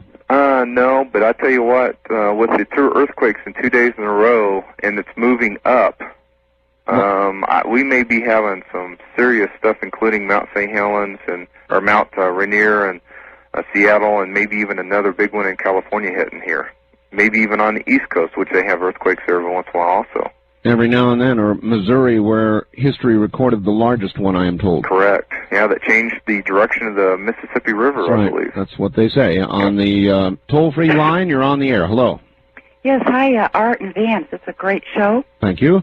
And Vance, I wanted to ask, I agree with you on some of the things about the various things occurring that we can affect or change. One concern that I've had is on the health care bill that presently is underway, and particularly as I have looked at it, the mental health portion of that bill. Uh-huh. And I was wondering if you could remark on that. Well, why would he? Well, I guess he could. If you want to, Vance, you're welcome to. I have some problems with that bill. I think they're moving too fast. That's my personal view. They're not answering all the questions that people need answered or taken care of, and I think they're just doing it for a token thing to say, hey, look, I did it. Any predictions for the presidential race of '96? I tell you what, and I have a feeling, this is my personal opinion, not from the board, but, well, there is something that was given to us off the board, but my personal prediction, I think they're going to talk Colin Powell into running. Okay, so you're basing this prediction on what? Well, I just feel that that's going to happen, on myself. Okay. I mean, I know a lot of people that vote for him. He was a very respected man in the military. Well, that's for sure. As for what we were told, that 1996 would be our last president. We didn't put that out because we couldn't find any proof of that. But we were told 1996 would be our last president elected in the United States. That's one of the reasons why we went AWOL. I see. That's a big one then, Vance. I wish you'd mentioned that earlier. On the toll-free line, you're on the air with Vance Davis. Hello. Hello? Hello. Oh, man, I'm sorry. I was expecting to hold for about 15 minutes. No, we don't do that here. Oh, that's nice. Where are you, sir? I'm in Seattle, Washington. Seattle. Oh, hi. How you doing? Yeah. Hey, this whole Ouija board stuff just scares me to death anyways. Well, it should. But, how did it come to you? I mean, how did you find these things out? Did it spell it out as you... Well, as we said earlier in the show, you might have missed that, is basically we had perfect spelling, and we were told they'd contact us because we wouldn't listen any other way. And after the event, after we left, basically we didn't touch another one. So, and people have asked me to do it again. I will not touch a board. I don't need it. I don't blame you. Also, as if predictions like Nostradamus, I know that some of them have come true and some of them haven't. Correct. Have predictions, have the times for predictions come and gone where they haven't come true? Well, ours are still occurring. I know I did Laura Lee's show, but ours are still occurring. It's just a matter of the L.A. earthquake was like 2 weeks after '94. Mount Rainier is not going to happen this spring, but it's getting ready to blow. The thing is, when you try to, and I'm glad you brought this up, I would like everybody to try to sit down 4 years right now and try to figure out what's going to happen 4 years from now. It's very, very difficult to do and put an exact date on it. I'll say. You know, you can't do it. I can't even do it. All right, caller, we're short on time and we're going to have to go. Any final points? No, those are the questions I had. I guess we missed the first half of it, or the first hour of the show. Well, you'll get it at 4 a.m. Pacific. You bet. Thank you very much. All right, take care. Okay. Well, Vance, I don't know what to say. Is this going to be the continuing story? You're not going to get back into this? You're not going to do anything else in the way of predicting or playing with the Ouija board? That's it, huh? I'm not going to play with the Ouija board. As for predictions, I could try. I mean, I can try my hand at them, but I do kind of like I do talk to people. I tend to deal with what I call reality-based logic, basically, on things. And people ask me, well, what should I do? And I tell them, well, do what you feel you need to do, but let's look at facts. Seems to me, Vance, look at these things. Seems to me the six of you have proven one thing. And that is probably that there really are guardian angels. Probably true, yes. I do believe in guardian angels, yes. I can imagine that you do, and forevermore you'll probably be puzzled about why they cut you loose. It is a bizarre story, Vance, that you've told, and I really appreciate it. Stay in touch. I sure will. If there's any more big predictions, we all want to know about them. Okay, we'll do. I appreciate being on your show. And assuming, Vance, that we make it to June 10th. We will. Thank you, my friend. Take care. This is Coast to Coast AM from the high desert and the great American Southwest. You're listening to Art Bell Somewhere in Time on Premier Radio Networks. Tonight, an encore presentation of Coast to Coast AM from June 8, 1994.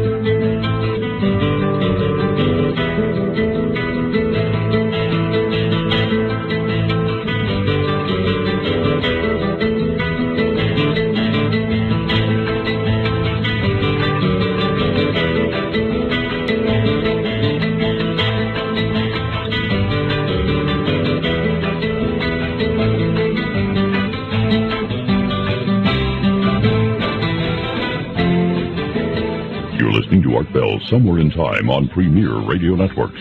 Tonight, an encore presentation of Coast to Coast AM from June 8, 1994. It is, and I'm Art Bell. Hi. I think I'll admit to you that I'm a little unnerved. I just listened to the Associated Press report about the earthquake in Bolivia, and I'm kind of unnerved. They're reporting this earthquake now to be indeed very deep in the ground. They didn't say 400 miles, but that's a figure I've heard. They said that it was felt up through the central United States, all the way into Canada. All the way into Canada. The earthquake occurred in Bolivia, and now is said to be measured between 7.5 and 8.1. Now that's unnerving. Now see, maybe that happens when you sit here and you listen to somebody predicting earthquakes on a night when there are earthquakes. When they, the Associated Press, listen to me now, they were talking about deep tectonic movement, predictions of new fault lines under San Francisco. They were talking about all kinds of stuff, and it's getting me a little unnerved, to be honest with you. A little unnerved. And I don't normally unnerve that easily. I mean, I hear a lot of predictions. I've done a lot of talk radio for a lot of years, and these predictions have come and gone. I guess it comes from talking to a prophet for a couple of hours, hearing about it, and then the reality of it smashing you in the face. What would the local time in Bolivia have been when this earthquake occurred? Wrap that into predictions of the 9th, or between the 9th and the 16th.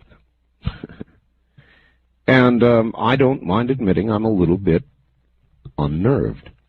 On the toll-free line, you're on the air. Hello. Hello, Art. This is Theodore, KBI. Hello, Theodore. How are you tonight? I'm fine. Okay. Well, actually, Theodore, I'm a little unnerved.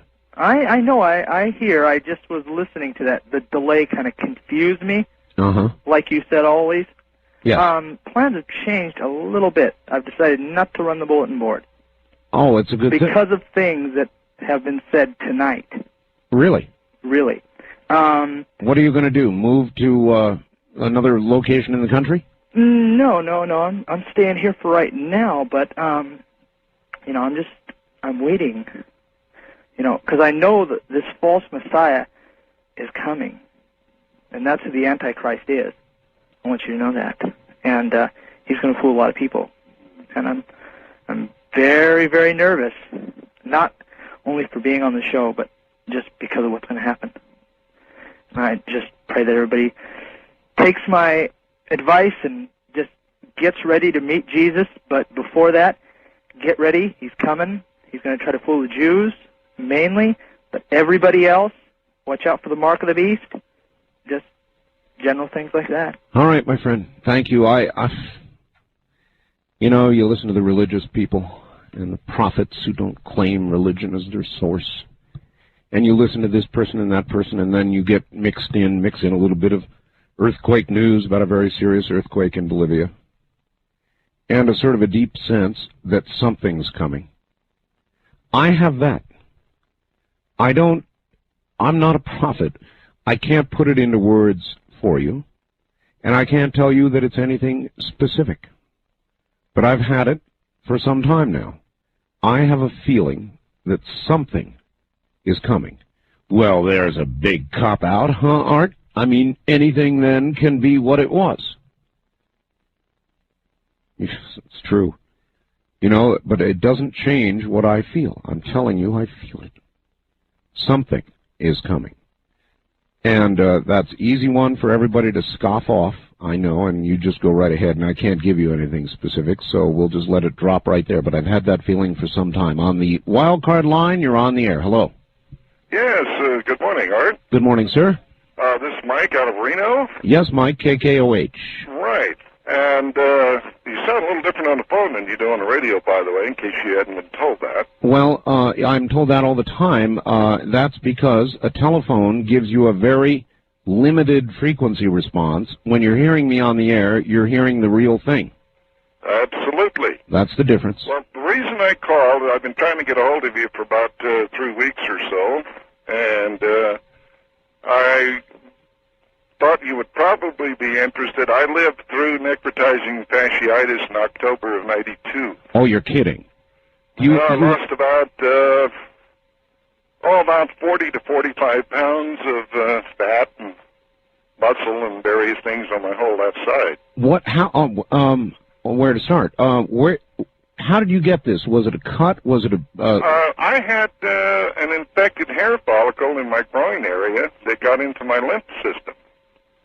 I had 5 different bugs in there, some of which were aerobic and some of which were anaerobic. So they'd kill one set of bugs, and the other set of bugs would start feeding on that, plus the muscle and what have you. Wow. Did you get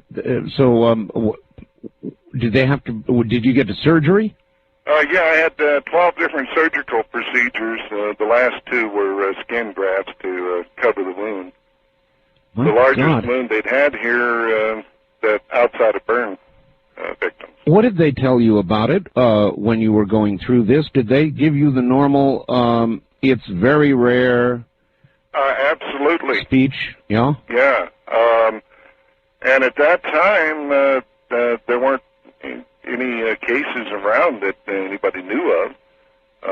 They had me in ICU for 22 days. Of course, I was completely out of it. Did they actually say Did they actually say Streptococcus A? They had Streptococcus, Staphylococcus, and 3 others that I can't pronounce. I had Lots of total of caucuses. 5 different bugs in me. So I was a little bit strange in that respect. I'd never heard of 5 different ones like that. But it seems like this necrotizing fasciitis is more of a condition than a disease of itself. It's like if you fall down on your motorcycle or you fall down on skis, you still wind up with a broken leg, but you get there through different methods. I'm exercising a healthy amount of skepticism about their assurances. In other words, Well, I'm beginning to wonder now too. Mine, like I say, was in October of '92. right? And I didn't hear anything more in the news or anything for about a year, and then all of a sudden I started seeing little stories here and there. Well, now I'm seeing them from the East Coast, the West Coast of the United States, all over, in fact, and certainly in Europe, and now it's all over the place, and still they're out there saying, oh, no, this is very rare. Very rare. Evidently it's not as rare as it used to be. Nothing to worry about, ladies and gentlemen. Just a little flesh-eating disease. Yeah, well, I thought you might be interested in, from a victim standpoint anyway. I am, and I'm glad you called. Thank you. There you go. You could tell that guy was telling you the straight stuff. Do you remember The Stand? Did you see The Stand? That's exactly the way I think it would occur. Now, again, I don't want to worry anybody, but I don't believe them. They're a bunch of liars. They're not going to tell us, even if it was happening, even if there was a killer, flesh-eating, face-eating disease out there that was beginning to spread, they wouldn't tell us. They would do exactly what they're doing right now. They would trot little guys in white suits out to say, well, from a public health point of view, we see absolutely no reason to worry.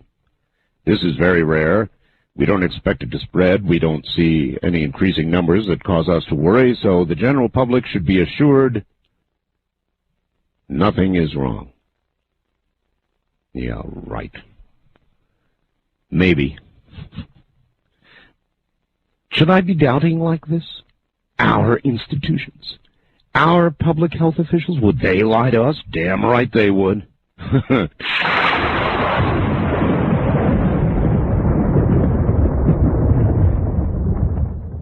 On the wild card line, you're on the air. Hello. Yeah, Dr. Democrat. Well, Dr. D. Good morning, Art. Hello.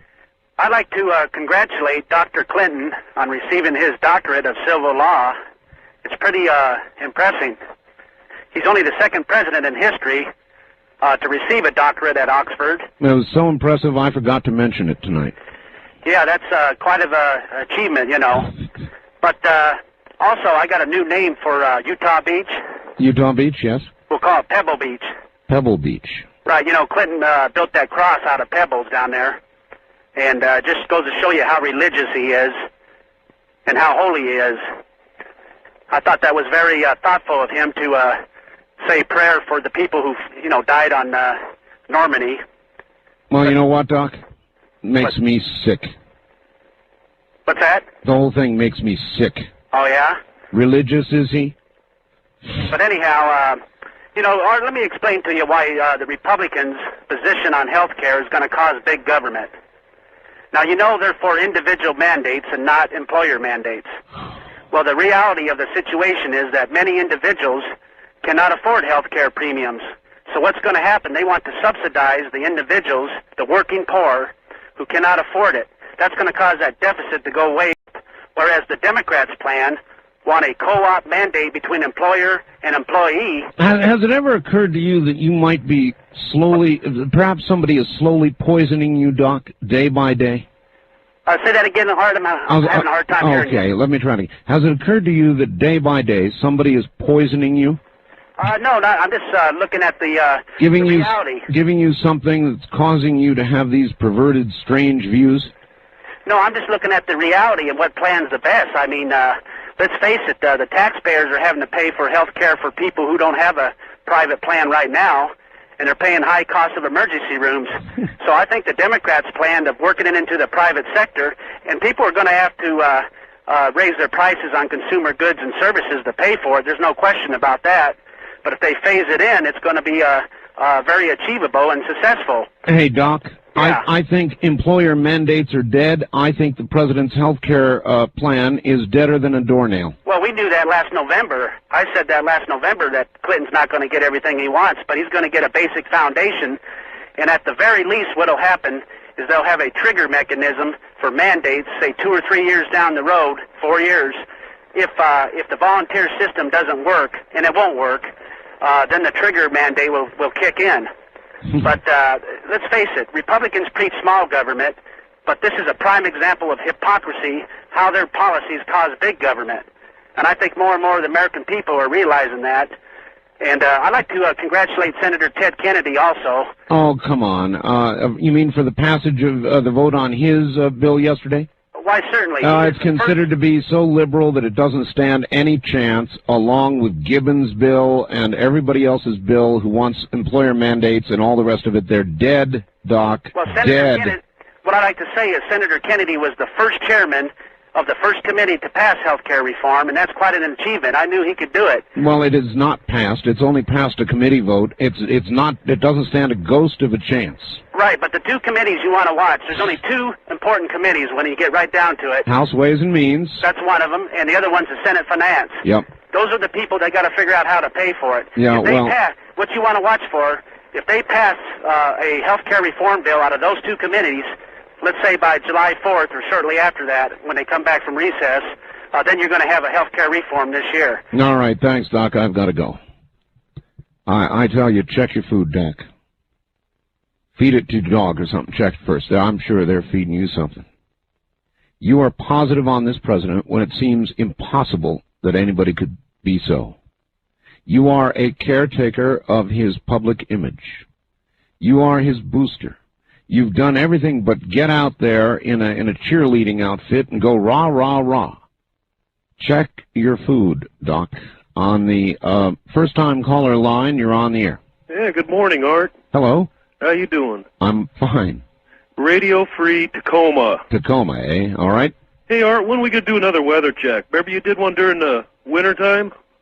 Weather check? Oh, I do. Well, when we get conditions as extreme as those were, we'll do it. Now it'd be boring as hell. Yeah, I suppose it would. Everywhere it's probably, what, 50 or 60? 50 or 60, nice. Well, so what's surprising about that? Yeah. Hey, Art, let's talk about the NRA. All right. I received a letter a couple days ago, and wait a minute. Have you called before? You have. You're not allowed to call again on this line. I've never called before, Art. Oh, you've never called before? No. Oh, okay. All right. Anyway, the NRA. Yeah, I received a letter a couple days ago, and I got to reading it, and the content made me, as a member of the NRA, kind of look like an idiot. You know, it's almost like they're afraid to to say, to come out front with members and tell us exactly what's going on. They run about things and it's difficult to explain, but they don't treat you like a grown-up. You know what I mean? No, I don't. Exactly what did it say that made you feel like an idiot? Like I was friends with a guy named Jim Baker, and I've never even met him before. What? Yeah. Oh, you got a letter from the NRA saying you were friends with Jim Baker? Absolutely. Who's Jim Baker? I don't know. I'm not exactly sure. But anyway, the letter... This sounds a little too strange. Why is that? Well, because why would the NRA write to you about being friends with anybody? Okay, I'll fax you the letter then, Art. I've got your fax I'm number. just asking you a question. I'm not exactly sure why. But anyway, the letter goes on and continues to say some of the stances that the NRA, the upcoming legislation that's coming as far as the Senate and the House. Yes. And and that's all straightforward and stuff, and that they want my contribution and things like that. But it was just the beginning of the letter just kind of struck me as it's just like an eye catcher, and I was really disappointed in that. I like everything else about the NRA. I'd like to see LaPierre come on your program, but I think until they start treating their membership with letters, like these, you get these doomsday letters. That when they start treating their membership like grown-ups, like I disagree with you. I get defending their Second Amendment rights. All right, I get letters from the NRA all the time. Well, read them. I do, and I have never seen anything of the sort that you're talking about. But I'll tell you what, you go ahead and fax me that.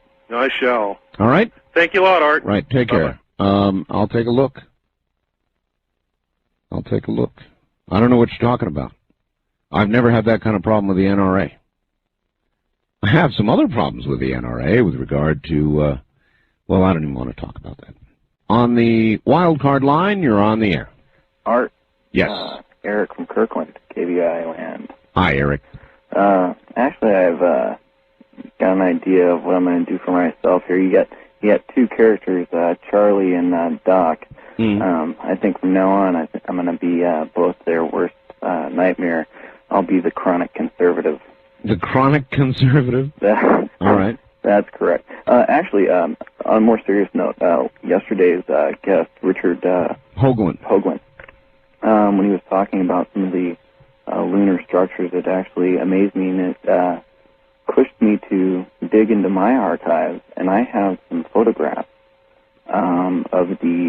there was a solar eclipse back when I was probably 8 years old. I'm 23 now. Yes. And I've got some of the images that he was suggesting might occur. I've got some of what appears to be volcanic activity, but he said these were probably reflections of the glass. Oh, yes. Into the glass, and it's very, very interesting stuff. And I thought maybe I might blow it up, and if you'd be interested in getting some copies, I'd be happy to send them to you. I certainly would, Ollie. All right. I certainly would, and I bet Richard Hoagland would like copies, too. Sure. Well, I'll give them to you, and if you feel you want to forward them to him. All right, I'll pass them on. Yeah. On the earlier topic on what's coming for the future, I had a prediction, actually. I thought you might like to hear. Remember how he said... All right, you've got to make it quick. We're almost out of time. Okay. Well, my prediction is by the year 1997... I believe, first of all, that 1996 will be our last president. By 1997, I'm predicting that there may be a civil war. I'm thinking that if Colin Powell runs in 96, he'll win, and some idiot's going to take a shot at him in 97, creating a civil war. All right, sir, thank you. Well, God, that'd be an awful thing to have happen. Elect your first black president. Some fool takes a shot at him. We'll be back. You're listening to Art Bell, Somewhere in Time. Tonight featuring a replay of Coast to Coast AM from June 8th, 1994.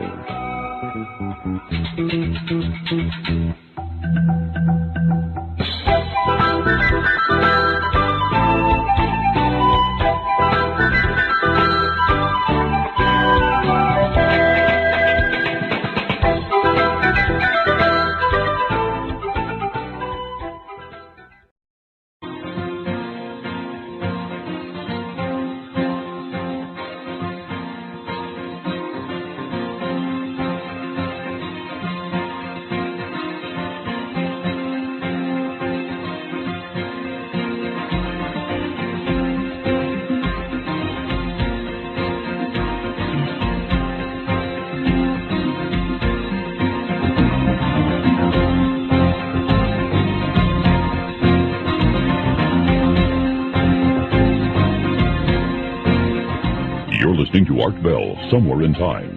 Tonight featuring a replay of Coast to Coast AM from June 8th, 1994. Whether it's flesh-eating bacteria that munch on your face, or earthquakes 400 miles under the ground in Bolivia, registering up to 8.1 on the Richter scale, or Gabriel raising the horn to his lips.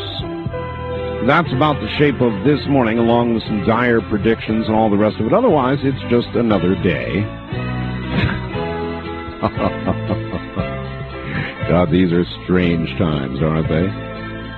Yes, it was his name I called. Hello there on the toll-free line. You're on the air. Hello. Hello. Hi there. Hi,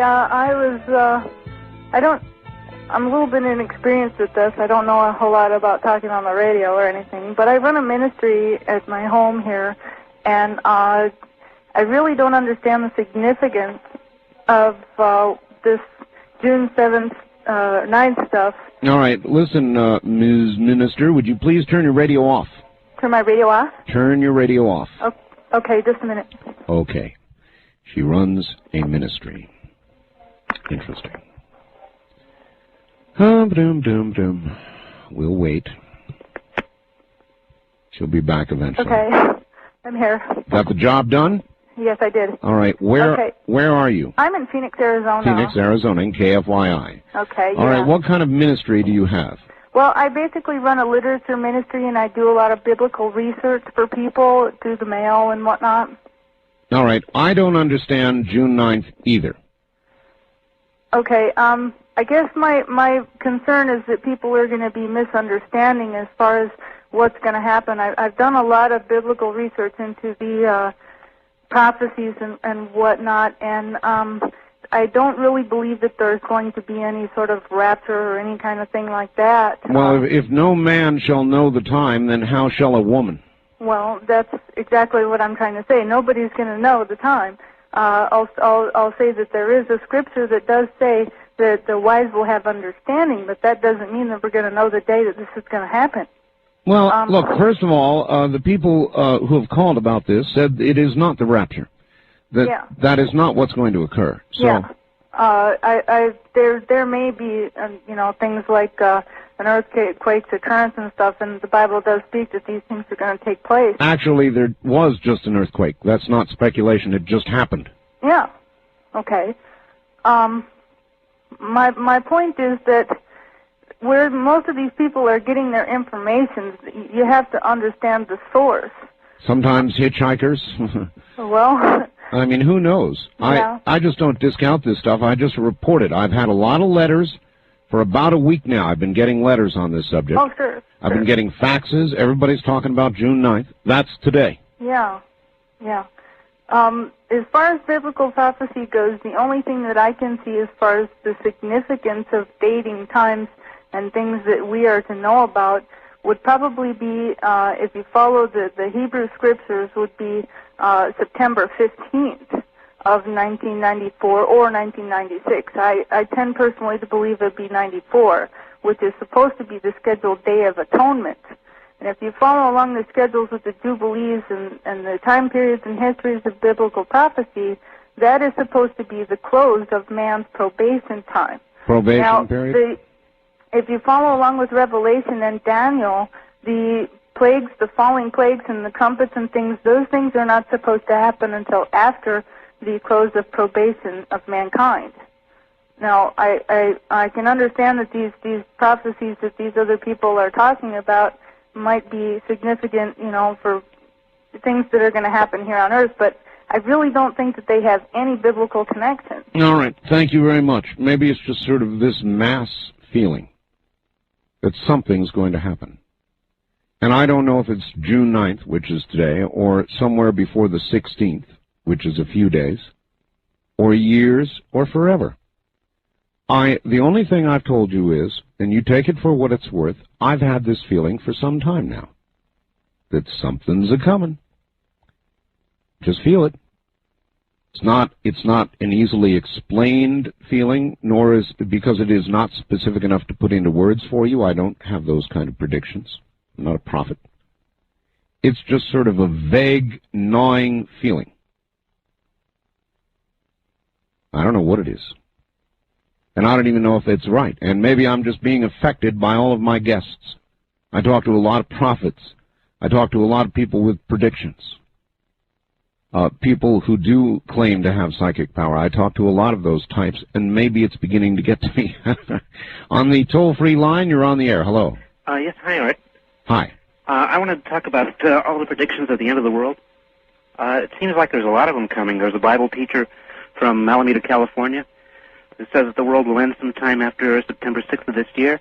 Mm. And the Maoris in Australia aren't having any more children because because they say that the world will end. Is that right? Yes, uh-huh. Well, I don't think I'd be inclined to give up on it like that myself. Well, you never know whether it's going to happen anyway. See? Well, you never know, but I mean, you're only around here in life one time, so what if you're wrong? Uh-huh. And there's a group of Orthodox Jews who say the Messiah will be here any minute. I mean, it's kind of amazing, though. I know, and there are people saying that the Antichrist is alive now. Uh-huh. I've heard it all. But, I mean, I've never heard it like this before. I never have either. It always used to be scruffy people in the park who used to yell Bible verses at you. I know, or go down, I saw them in New York carrying their signs. Remember those? Uh-huh. They're still there, actually. So, I mean, I don't know what to make of all this. I don't either. So, I just answer each line as it comes along. Thank you. Thank you very much. What do you do about all this? What do you do about all of this? Why are we getting this sudden swamping of people saying this? Well, maybe because they're jumping on the bandwagon. Or maybe because a lot of people are feeling this. I don't, I guess I'm sort of in the middle on this. I don't know one way or the other. I just punch lines and listen. Collectively, though, it is a little worrisome, isn't it? I guess the earthquake freaked me out a little bit. 8.1. Top end of 8.1. 400 miles under the earth in Bolivia. If you listen to some of what... And why did the Associated Press throw in this news about discoveries of new fault lines under San Francisco in the same story, mind you? On the toll-free line, you're on the air. Hello. Hello, Art. Hi. How you doing? Good morning. This is Jim in New Orleans. Hi, Jim. How's New Orleans? Just fine. Just fine. We've got a nice little case of the muggies tonight. The muggies? Well, you get muggies a lot in New Orleans, don't you? Yeah, that is true. All right, well, what else is going on? Okay, I was listening to you talk about Korea the other evening. Yes. And I really concerned about Mr. Clinton and how things are really going to play if indeed we actually have to go to war over this whole deal. And I think there is a comment that I've heard Rush say that I think the president would be, well, it would behoove him to remember this when he thinks about the military. And Rush makes this comment about the military, and it's so true. The military is around, war is where, people, you kill people and break things. Yes. And, and nobody, it makes it a thing to be avoided if you can at all. But, who said that? Rush said that? Rush says that. That the military should be avoided? No, not the military should be avoided. He said the military is to, kill people and break things. Yeah, I've heard him say that a lot of times, yes? Mm-hmm. Yes. And that's very true. Well, yes, it is. What's the point? Well, the point is, I am just really concerned about, I don't think that, I think he's going to get a lot of people killed like you do, and, I just, it worries me. I got to admit to tell you that right now. Well, you've got good reason to be worried. Thank you very much for the call, New Orleans. Yep. Good reason to get worried. It's my assessment the president will make a mistake either by under or overreacting with regard to Korea, or Haiti, or both.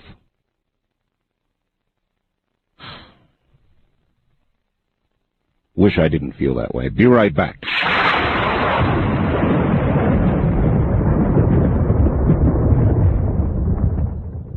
On the toll-free line, you're on the air. Hello. Hi, my name's Chris. I'm calling from Tacoma. Hello, Chris. Hi, I'm talking, Chris, turn your radio off, please. Oh, I'm sorry. Hang on here, I gotta jump up. Why is this such a problem, ladies and gentlemen? There we go. All right. I've noticed something extremely unusual that ties into the magnetic weird stuff that's going on with the Earth right now. What magnetic weird stuff? All right. As far as from what I've heard, the magnetic pole, the core of the Earth, which creates the magnetic field, is doing some weird flip-flop or something. Where did you hear this? I've read about it years ago, and I've heard. I believe it was Laura Lee here locally in Tacoma. There are people that have predicted polar shifts. I've talked to them myself. But I have not heard of actual scientific evidence of magnetic anomalies going on deep in the Earth. Well, okay. When I was 11 years old, I got a ham radio license, and I had to take an FCC test, and I learned all about radio propagation and whatnot. Yes. And I found, listening to shortwave and also to ham radio, that the propagation at certain times of the night, certain times of the day, and it varied over an 11-year cycle. That is correct. Would cause the radio to fade out and to become garbled periodically. Yes, that's correct. Now, the thing that really... But that has nothing to do with the inner Earth. That has to do with the ionosphere. And you may recall from your study there are several levels of that. The E layer, the F2 layer, and so forth. So that's how radio propagates, not by anything that has to do with magnetic influences, with the exception of what are called magnetic storms, which come from solar flares. Right. That I understand that. The thing that I have noticed is that the regular AM radio, I guess the HF band, the high frequency band, yes, 550 to 1600 kilohertz, has been shifting weirdly. I mean, I can be down here in Tacoma listening to KVI up in Seattle 30 miles away. Right. And it fades out bizarrely, almost like shortwave would. Yeah, that's normal, though. Well, No, it's normal. No, it's normal. You get phase shifting and that sort of thing as the bounce. Now, I do admit that in the medium wave bands, which is what we're listening to. Yeah, MF, yeah. There have been some very unusual times, and we're going through unusual times. Much of the shortwave band above sometimes 7 megahertz during the daytime has been deader than a doornail or unusually alive. Listen on the air. And that's because if you listen, for example, to WWV on shortwave, and you can receive them on 2.5, 5, 10, 15, 25 megahertz, at 18 minutes past the hour, they will give a propagation report. They will tell you what the, quote, solar count, unquote, is. And they will give you a number. And then they will tell you, how active the sun has or has not been, whether there have been any magnetic storms, or what the general condition is, whether there have been any sun flares. And you can determine what the conditions are going to be based on that. We are at the low point of an 11-year cycle right now, the low point. The numbers are very low, the disturbance generally very high. Solar disturbance right now, very high. So there you've got it. That's kind of a thumbnail sketch of the present condition. We're at the low point of an 11-year cycle right now. And so you get some pretty weird conditions, even in the broadcast band, from day to day to day. It affects broadcast, make no mistake about it, at a lesser degree than higher frequencies, but when really severe, can indeed affect broadcast. Wildcard line, you're on the air. Hello. Oh, hello, Art. Oh, hello. Reno, Nevada. Pahrump, Nevada. Glad to meet you. KOH. My house. I got a assembly bill here from California. Hmm? It is number 3103. Oh? And it was submitted by Assembly Member Ferguson. It is called Religious Meeting Disturbances. Existing laws provide that every person who willfully disrupts, disquiets any assemblage of people met for religious worship as specified is guilty of a misdemeanor, be punishable by the law. Now, they had to do this. It's passed through the Assembly last week. It's going to the Senate. Pete Wilson says he will sign it. Good. So he's waiting for it. Good. Well, if they can pass a law that will stop people from blocking abortion clinics, then there ought to be another one that would protect those religious people when they want to be off on their own, exercising their right No, this to worship. is for people who go to church, and that they had to do this down in California because of homosexuals storming the churches. I understand. You know, So that's fine. Let them pass it. They ought to pass it. and it's something that the Independent American Party is going to look through here. But I think we're, in some cases, ought to take it a step further of any type of public meetings of religious basis. Here, the Nevada Citizens Alliance, back in the second week of May, the homosexuals came in and disrupt repeatedly the Nevada Citizens Alliance. All right. Thank you. I've got the idea. I've got the idea. Well, the law ought to be as strict with regard to that as it is for those that would block abortion clinics. Wouldn't you think? Well, sure. I mean, it's argued people who block abortion clinics, why they violate the rights of people who would be going to get a legal abortion. Violate their rights. Well, if you're worshiping and somebody disrupts you, you're violating their rights too, and they're violating your rights to worship peacefully. So if we're going to start writing tough laws, I guess they can be written on both sides. That's something everybody ought to bear in mind. Wild card line, you're on the air. Hello, Mr. Bell. I got some predictions for the 21st of this month. You do? Yeah. A cow will jump over the moon and the sky will fall. Follow the yellow brick road. I'm off to see the wizard, the wonderful Wizard of Oz. If you talk like that for even a more protracted period of time, there will be changes that will occur in you that you won't like. And you'll start to look like you sound, sir. On the wild card line, you're on the air. Hi, Art. Hello. This is Wade calling from Littleton, Colorado. Where in Colorado? Littleton, Colorado, south of Denver, about 5 miles. All right, that'd be KNUS Denver. KNUS. And I didn't get to listen to the whole show last night, so I wanted to ask you, could you tell me what Richard Hoagland said was on the video as far as... No, sir, I'm sorry, I really can't. Other than large crystalline structures, thousands of feet high, he spent hours describing them. Well, I heard most of the show, but what I wanted to ask you was, he talked about the video, but he also talked about on the radio how to send away and get negatives and blow them up so you could see the structures themselves. That's right. He spent a good half hour on telling you how to do that. I saw part of that. I heard part of that, but what I'm asking you is if you get the video or any of those pictures on there so you can just look at them. Huh?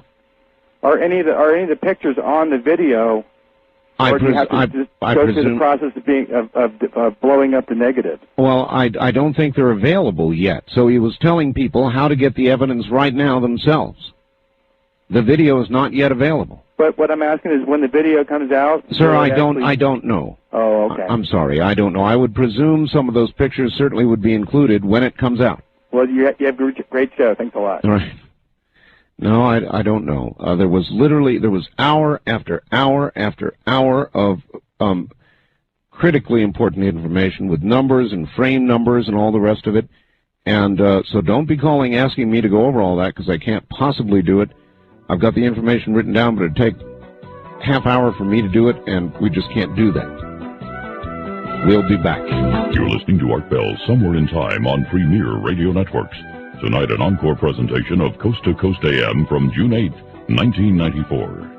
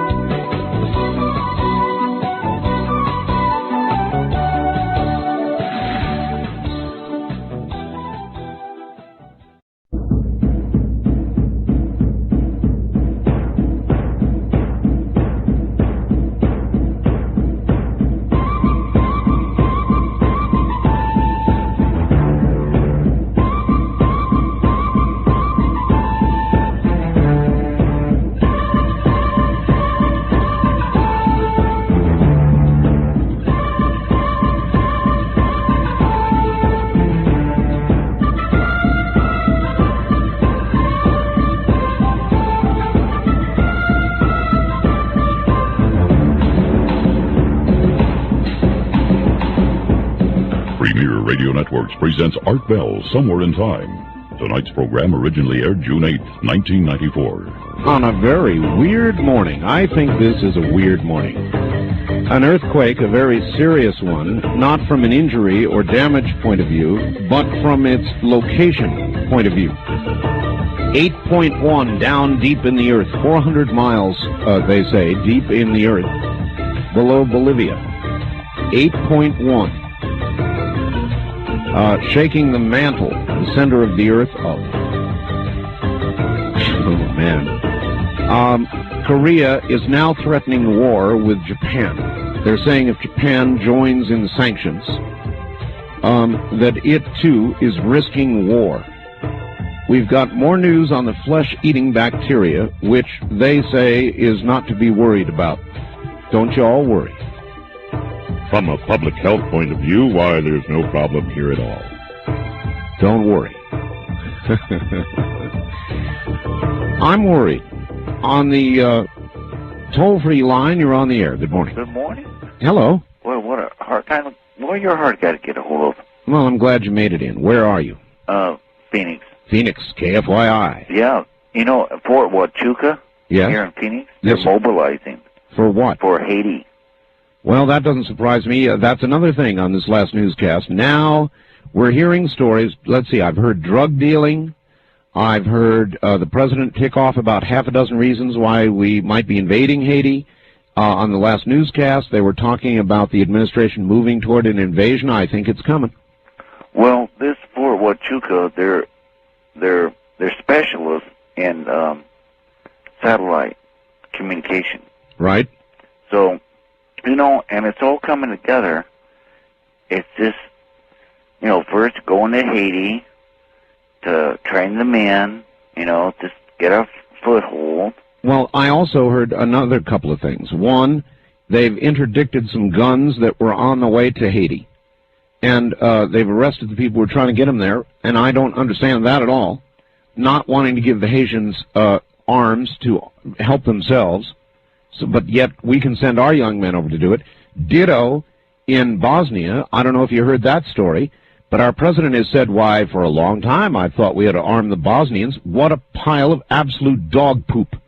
Yeah, he doesn't want that at all. He's got his aides up there fighting this vote that they're about to have in Congress that would force the president to adopt a policy to arm the Bosnians. He's such a liar. Now, Art, I'm going to tell you something that's going to blow your socks off. Well, my socks are already off. No, I mean...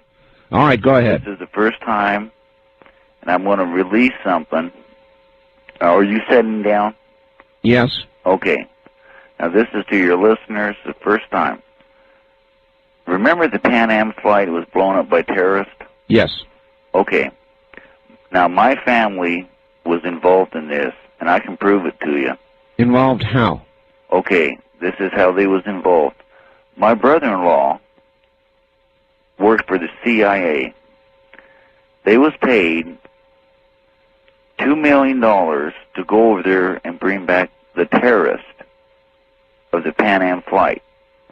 The Libyan government paid our government off $20 million. Now, the person you can talk to, do you want to know his name? No, I don't want you to give it on the air, no. Okay, we was paid off from these terrorists, from the Libyan, $20 million. And that, when I heard that from my brother-in-law, and my sister's involved too, and she works at Fort Knox, Kentucky,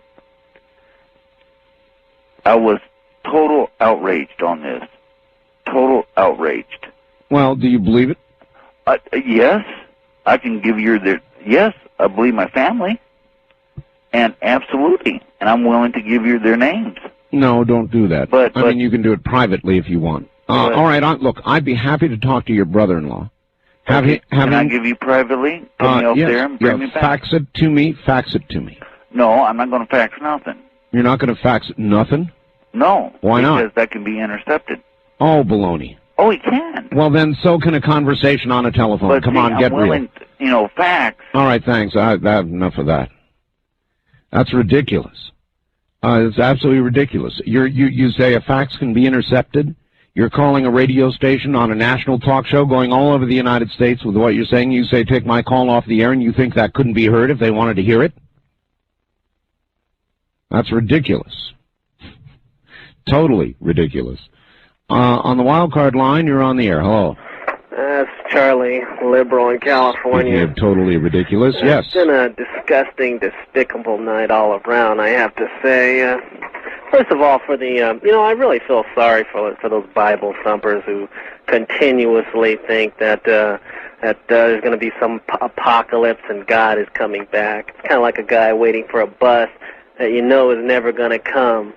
And I don't know why they can't get it through their thick... Well, Charlie, I think that's one you're never likely to ride on. Well, I don't know why they can't get it through their thick skulls. The earth, there has always been earthquakes. I know this surprised them. The earth is in constant motion. It's always been a very violent place. Human beings have always been violent people. There will always be wars, and there will always be natural disasters. It doesn't mean anything. And as long as they sit on their duff, like waiting for some fairy to come back and make everything better, only thing's going to happen is everything's going to get worse. They have the worst mentality of any people that I can think of. And if human beings go down the drain, they'll have something to do with it. Let me say on this life after death garbage, the only way... Did you see the program, by the way? I had a friend that saw it, and basically what one of the doctors was saying is absolutely correct, and that is that there's been no human being has died and come back. That is a fallacy. The human brain can operate for at least 5 minutes. Wait a minute, Charlie. Wait a minute.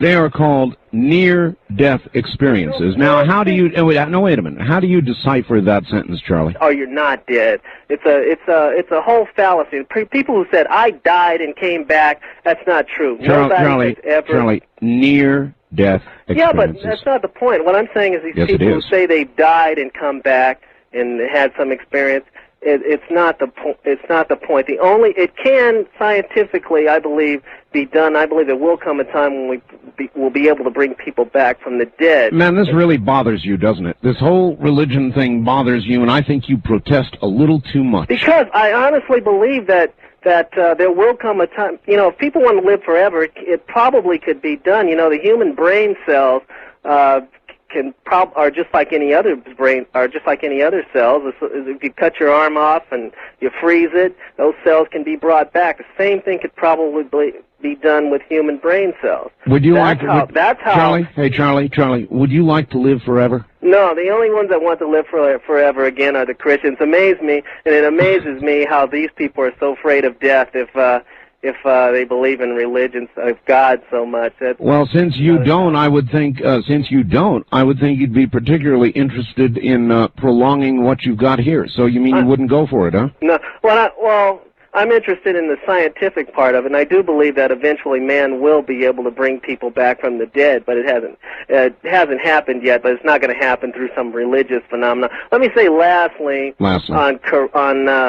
on Korea, first of all, I think the administration is doing an excellent job in this particular area. They are. What do you really like about their policy, Charlie? Well, first of all, the Koreans are lying. Okay, they're bluffing. First of all, they're not going to start a war with Japan. But what Clinton realizes is that you cannot let these guys develop nuclear bombs unchecked. So what's he going to do, Charlie? Because, well, I think you've got to just tighten the strings on them, and they're going to back down. But according to your policy, what you would do is let them develop as many nuclear weapons as they want. It's true the United States could destroy them, but in an all-out attack by North Korea, if they were to develop, say, 30, 40 nuclear weapons, they could destroy Japan, which means, and our economy is tightly knitted. Wait a minute, Japan. you just said that the threat against Japan was empty.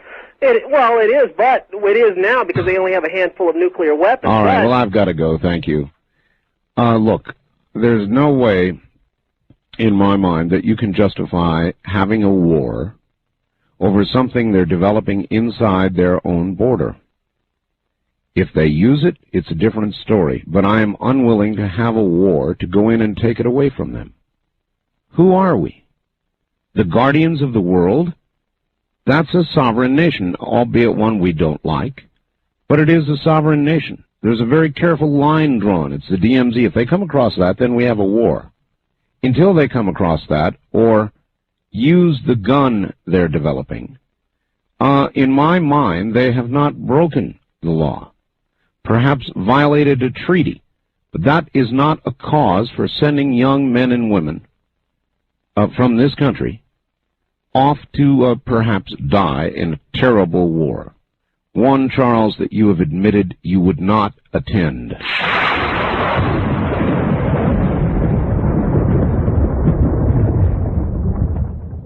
Wildcard line, you're on the air. Hello. Hey, Art, this is Sean from San Diego again. Hello, Sean. Hey, I've been doing some thinking now.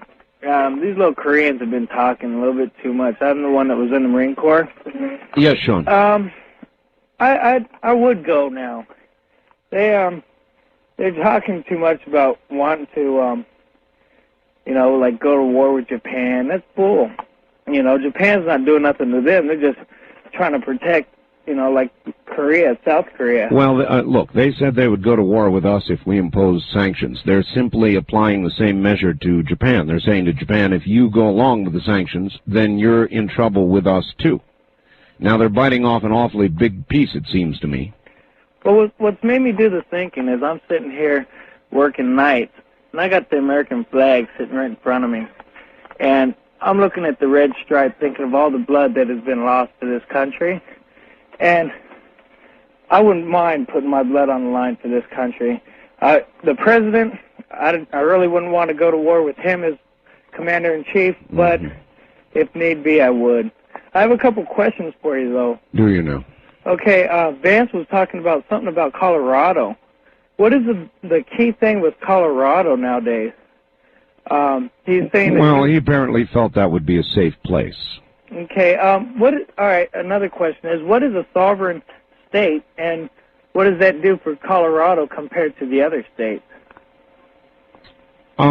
Well, what is a sovereign state? A sovereign state, as I mentioned it a little while ago, applies to North Korea. They are a sovereign state. Uh-huh.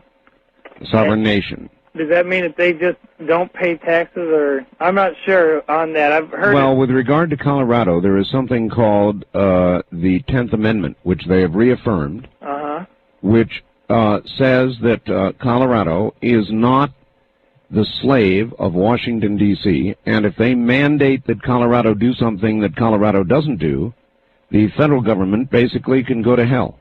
Cool. See, I'm thinking about moving out to Colorado and doing something like that. But what about the gun movement out there? Is it doing the same thing? Like they're trying to ban the guns everywhere That's going else? on nationwide, sir. Okay.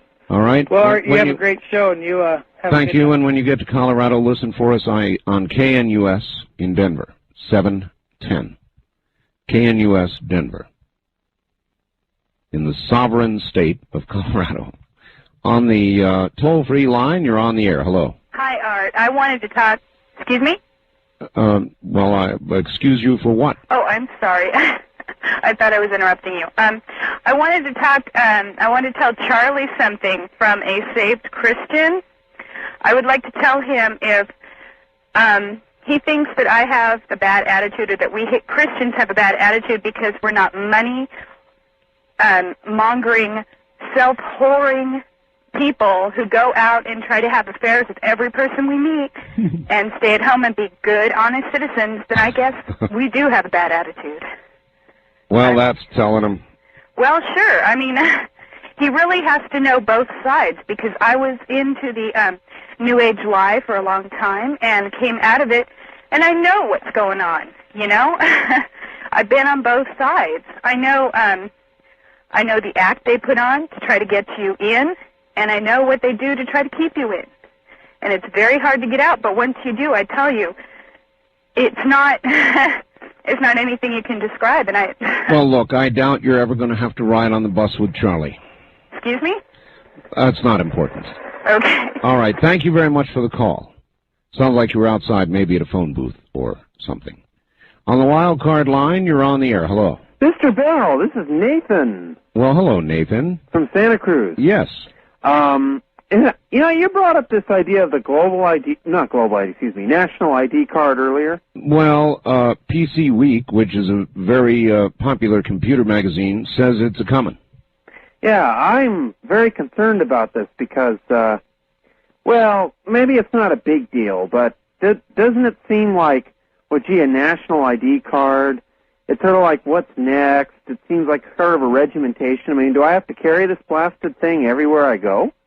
Yes. I mean, that's ridiculous. Everywhere. I'm sorry, but... One card, one transaction, Nathan, they've got your number. Does that mean I can be stopped on the street, your papers, please? Only if they call your number. What does that mean exactly? I don't know. What does it all mean? I don't really think there's one card coming, not that soon, Nathan. I know what PC Week has said. I don't think the American people will accept it. Well, just the idea, though, of every citizen having to carry a card on them, to me, is absolutely bizarre. Well, I mean, that's one way of looking at it, Nathan. The other is that it hurts me to sit on my wallet now because I've got so many cards. So one card would be all right from that point of view. Oh, I don't mind.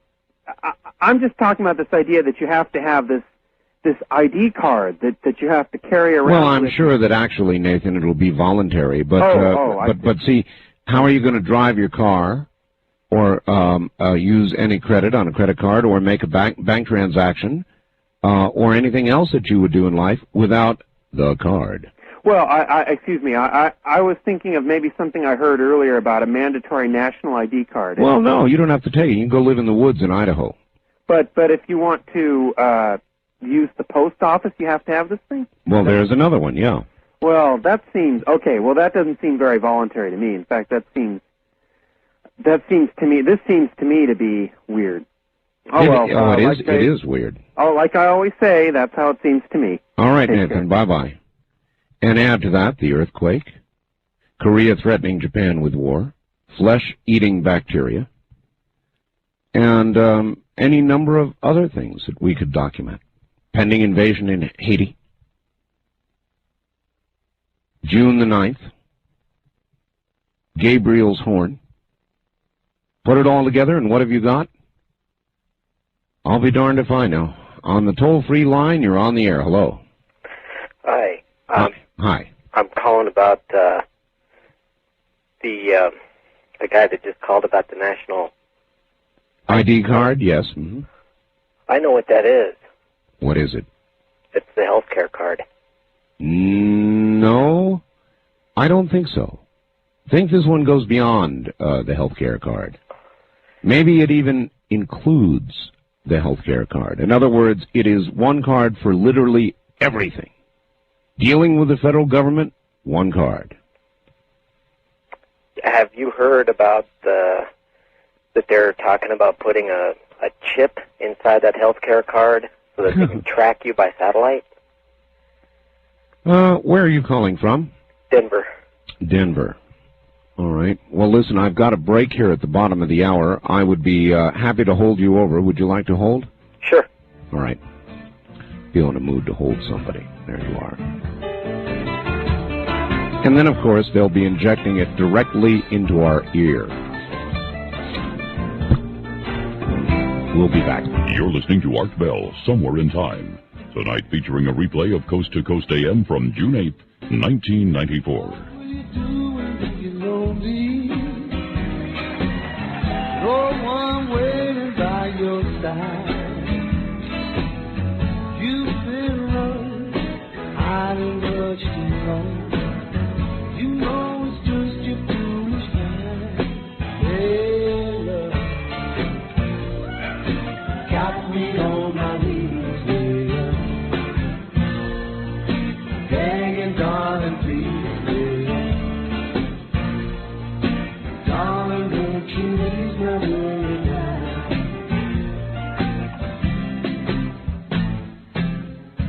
Try to give you consolation.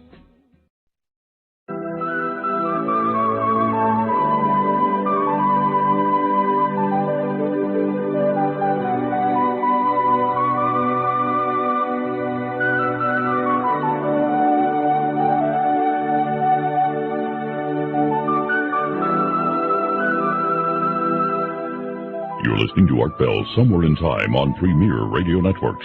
Tonight, an encore presentation of Coast to Coast AM from June 8th, 1994. Good morning. Well, this has been a lot of fun this morning. Here's a fax from Jim at KIDO in Boise, Idaho. Art. Charlie is full of crap. My father, while having a heart attack in the hospital, had a near-death experience. The nurse even asked him if he felt light, floating, and as if he saw lights. He said yes. So from me to Charlie, drop dead, pal. Or put another way, I suppose, have an NDE on us. Back to Denver. Thank you for holding. Hello there. Hi. Hi. What about the chip in the ear idea? I don't know that it would.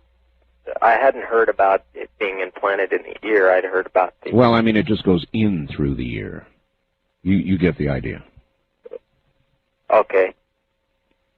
Well, I mean, real long needle inserts it. Are you referring to the same thing that's supposed to be implanted on people's foreheads and on the back of their hand? Yeah. Okay. Yeah, I hadn't heard anything about putting it in the ear. Oh, yeah. They tie you down on a cot. They bring a needle out. Sucker's about 18 inches. Naturally, they don't put all that in, but... And they just inject it with a needle. Now, they've already started doing this, or? 2000s. Where? I can't talk about that. And what exactly is on this chip? Critical information about you. Tracking. Security number, address, that's birthday, right. Tracking, stuff like that. And more. Tracking information. And would they be able to track people by satellite with this? Down to an inch. And you're telling me that this has already been implanted into some people? Thousands. In the United States? You're trying to pin me down again. Oh, well, let me ask you, where did you get this information? I made it up. You made it up? I made it up. I'm kidding you. I'm taking what everybody keeps telling me and taking it to its logical conclusion, that's all.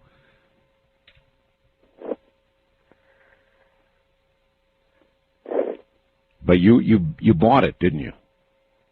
Well... Yes, you did. I could tell.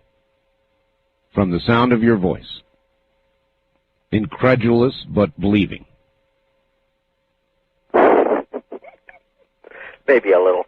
I gotta go. Here's a fax. The unofficial Art Bell 1994 prediction list. June 9th, California. These are all 94. June 9th, California will finally slide into the Pacific. June 16th, Art Bell's cat will turn into Marilyn Monroe and reside on his lap. Now, there's the best prediction made this morning so far. June 4th. Oh, I'm sorry, July 4th. The bug that ate my face will eat Roosevelt's face off Mount Rushmore. July 16th. Shoemaker Levy 9 will generate enough N-dimensional energy to open a dimensional portal east of Pahrump, Nevada, allowing many demons to cross into this plane of reality. They will arrive with analog cellular phones, AM radios, and listen to late-night talk shows, which, in my opinion, makes them not all that bad.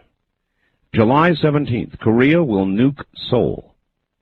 August 1st, Bill Clinton will announce he is leaving Hillary for Pat Schroeder. August 10th, the stock market drops to 2,000. August 15th, the Center for Disease Control will distribute anti-paranoia drug to no avail. September 1st, extraterrestrial invaders leave the far side of the moon for vacation in Canada. September 3rd, every third person will be revealed to be an alien, similar to the sci-fi movie They Live. September 6th, a rift appears in the fabric of space heading for Earth. September 11th, the Antichrist speaks telepathically to every human being. He will take calls via phone and sells vacation home sites on Mars. He denies ever being in a hot tub with Bill, Hillary, and Pat Schroeder.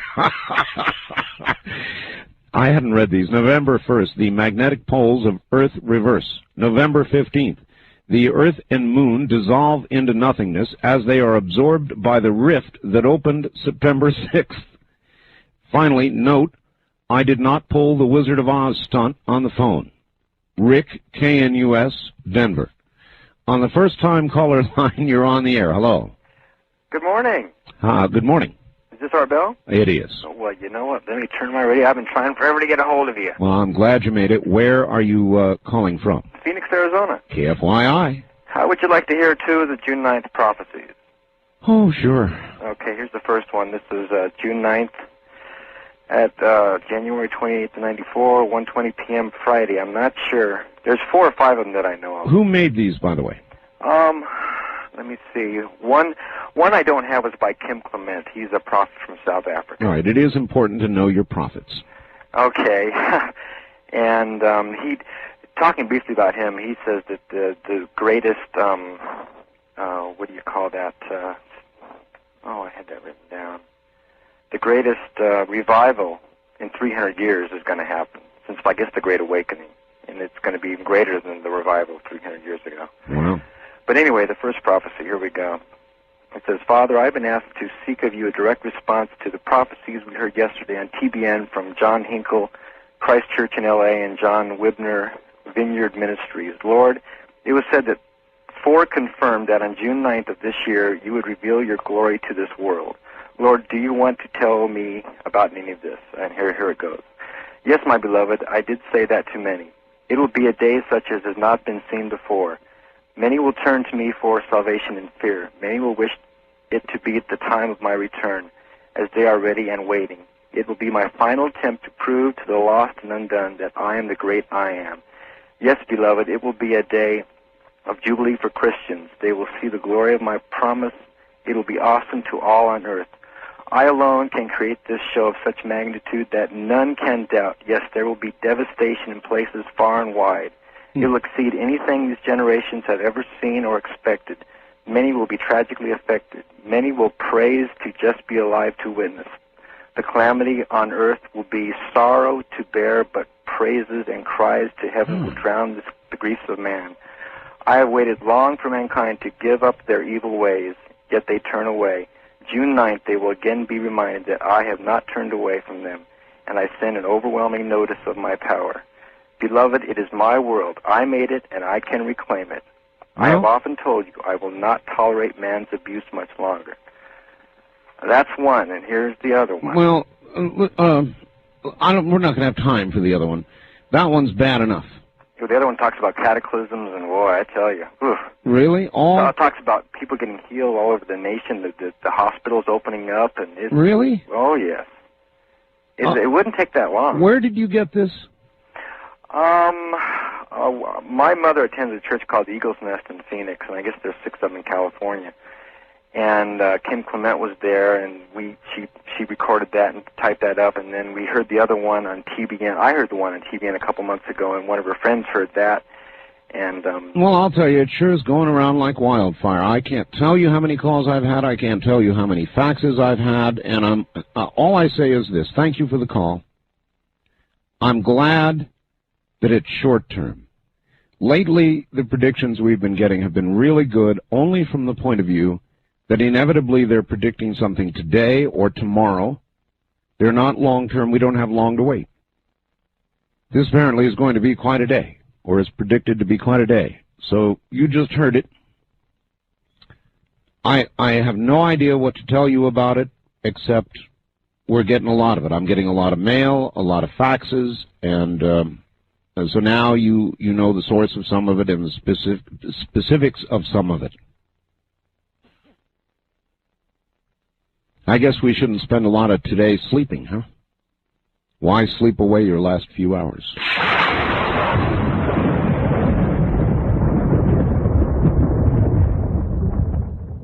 On the wildcard line, you're on the air. Hello.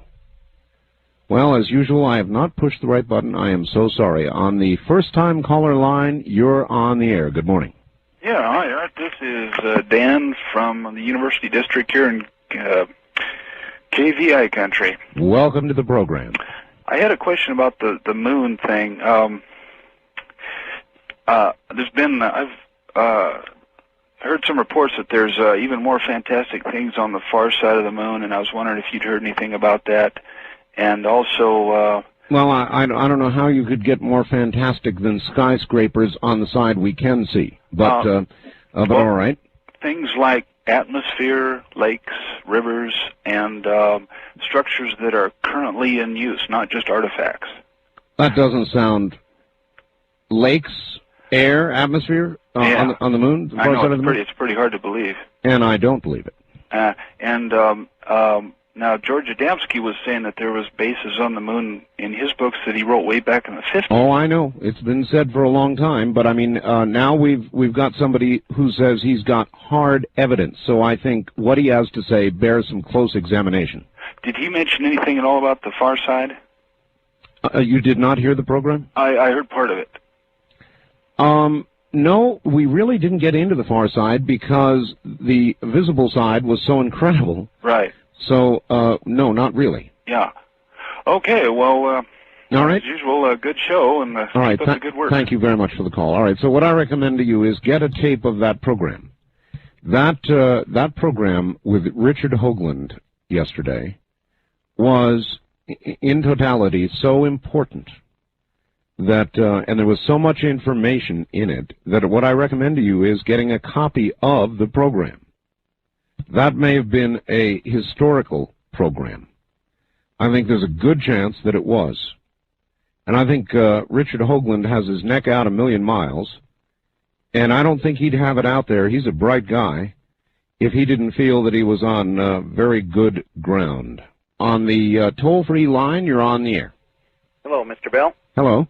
Yes, my name is Dominic, and I listen to you now make it a regular nightly affair before retiring, and it's kind of hard to get a hold of you tonight, but it's my first time that I called you. Where are you, Dominic? Oh, I'm sorry. I'm in Las Vegas, KDWN. KDWN, yes. Correct, and I find your program very interesting and stimulating at times. Thank you. I'd like to comment about the couple of things that you've mentioned tonight. Government misinformation about diseases and whatnot. Well, I'm not officially accusing the government of that. It's just that I think that if it came to it, they'd lie. Well, you're correct, because I served 3 tours in Vietnam, and I got publications from back home here when I was overseas that stated that we had won certain victories when there was no such locations, and it was all misrepresentation to mislead and the American public, so that the protesters against Vietnam War would have less to stand on. I also wanted to say to you, Mr. Bell, that I think the greatest enemy that this country has is Mr. Clinton and his cronies that are running around in Washington. Being a veteran myself, I would not follow Clinton into battle, let alone I'm very leery of the people wanting to serve in the United States government under this man. How can he morally justify sending anybody into a combat zone when he never was one himself? Well, he can't, and it's going to be a big, big problem. The answer is he can't, and there are going to be a lot of people like you. And I think, by the way, that you're wrong.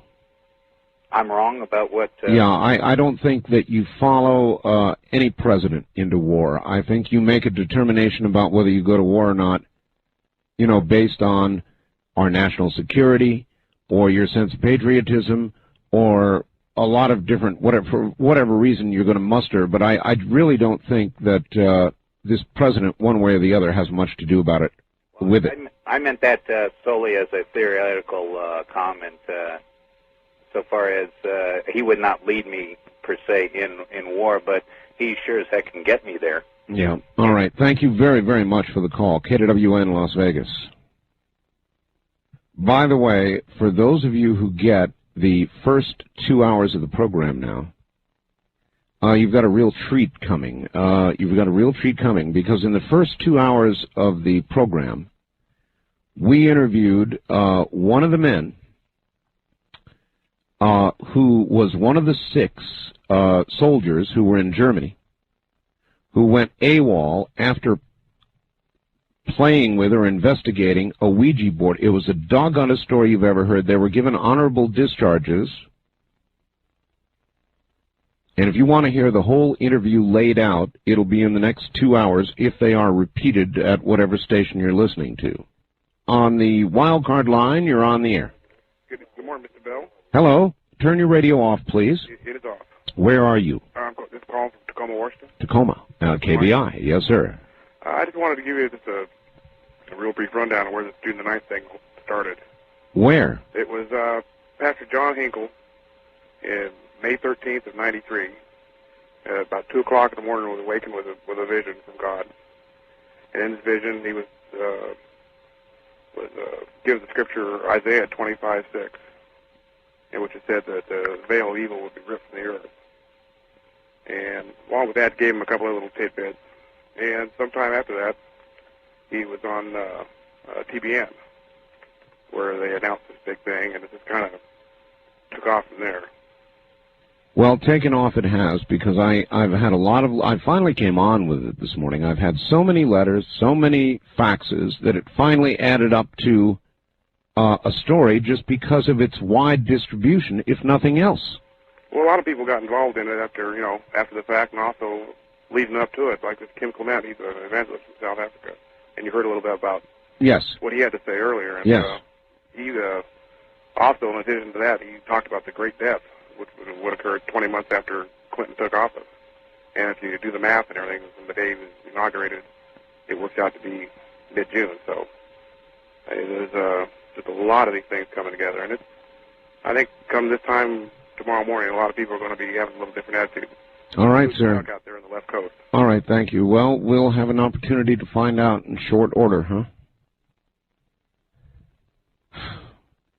I don't know. The only thing I will say is that, yes, I feel something is coming. Don't know what it is. It's kind of that nagging feeling that you have sort of in the back of your mind. That something that keeps, working on you, that something is coming. And I think this may be enhanced in my case by listening to so many people who believe that it is coming. It's starting to go to work on me. On the toll-free line, you're on the air. Hello. Hello? Hello. Hello, Art, calling from Honolulu, KHVH. You just made it in. We missed the last Dreamland. but we heard, Hoagland, so it kind of makes up for it. Yeah. But what happened to that lady? She said she knew a New Age defector in the movement, wrote a lot of books involved with the New Age movement, and experienced bizarre activity, possibly demonic type activity. Yes. What happened to him? What happened to him? Yeah, she said they report that he was murdered or something. Yeah, I didn't quite get it all either. Oh, well, I was kind of hoping maybe he might show up on your show and give another view, because we had another show before about dangers of Ouija boards, and oh yes, I think it's a danger when people open up themselves to unknown forces. You don't know what's out there. That's right. You can so kind of give both sides of the story, and I think it's something has to do with the first commandment. Thou shalt not have strange gods for you, and that means opening yourselves to unknown forces, strange, fascinating things that could be, antithetical to a lot of the Judeo-Christian beliefs. Well, that's right. You can never tell what to walk in. Right, exactly. That's right. If you open a door, then something with green fangs and big teeth Well, not necessarily that. that munches on Christians in one bite. Well, have you heard of Malachi Martin? Malachi Martin? Who's that? Yeah, he's been on Larry King a few times, but you could be so fortunate to have an exorcist or something like that. Someone has personal experience with things like that. He might give a testimony that there are things that beyond our understanding and not necessarily good, but There's no question about that. Listen, my friend, I must go.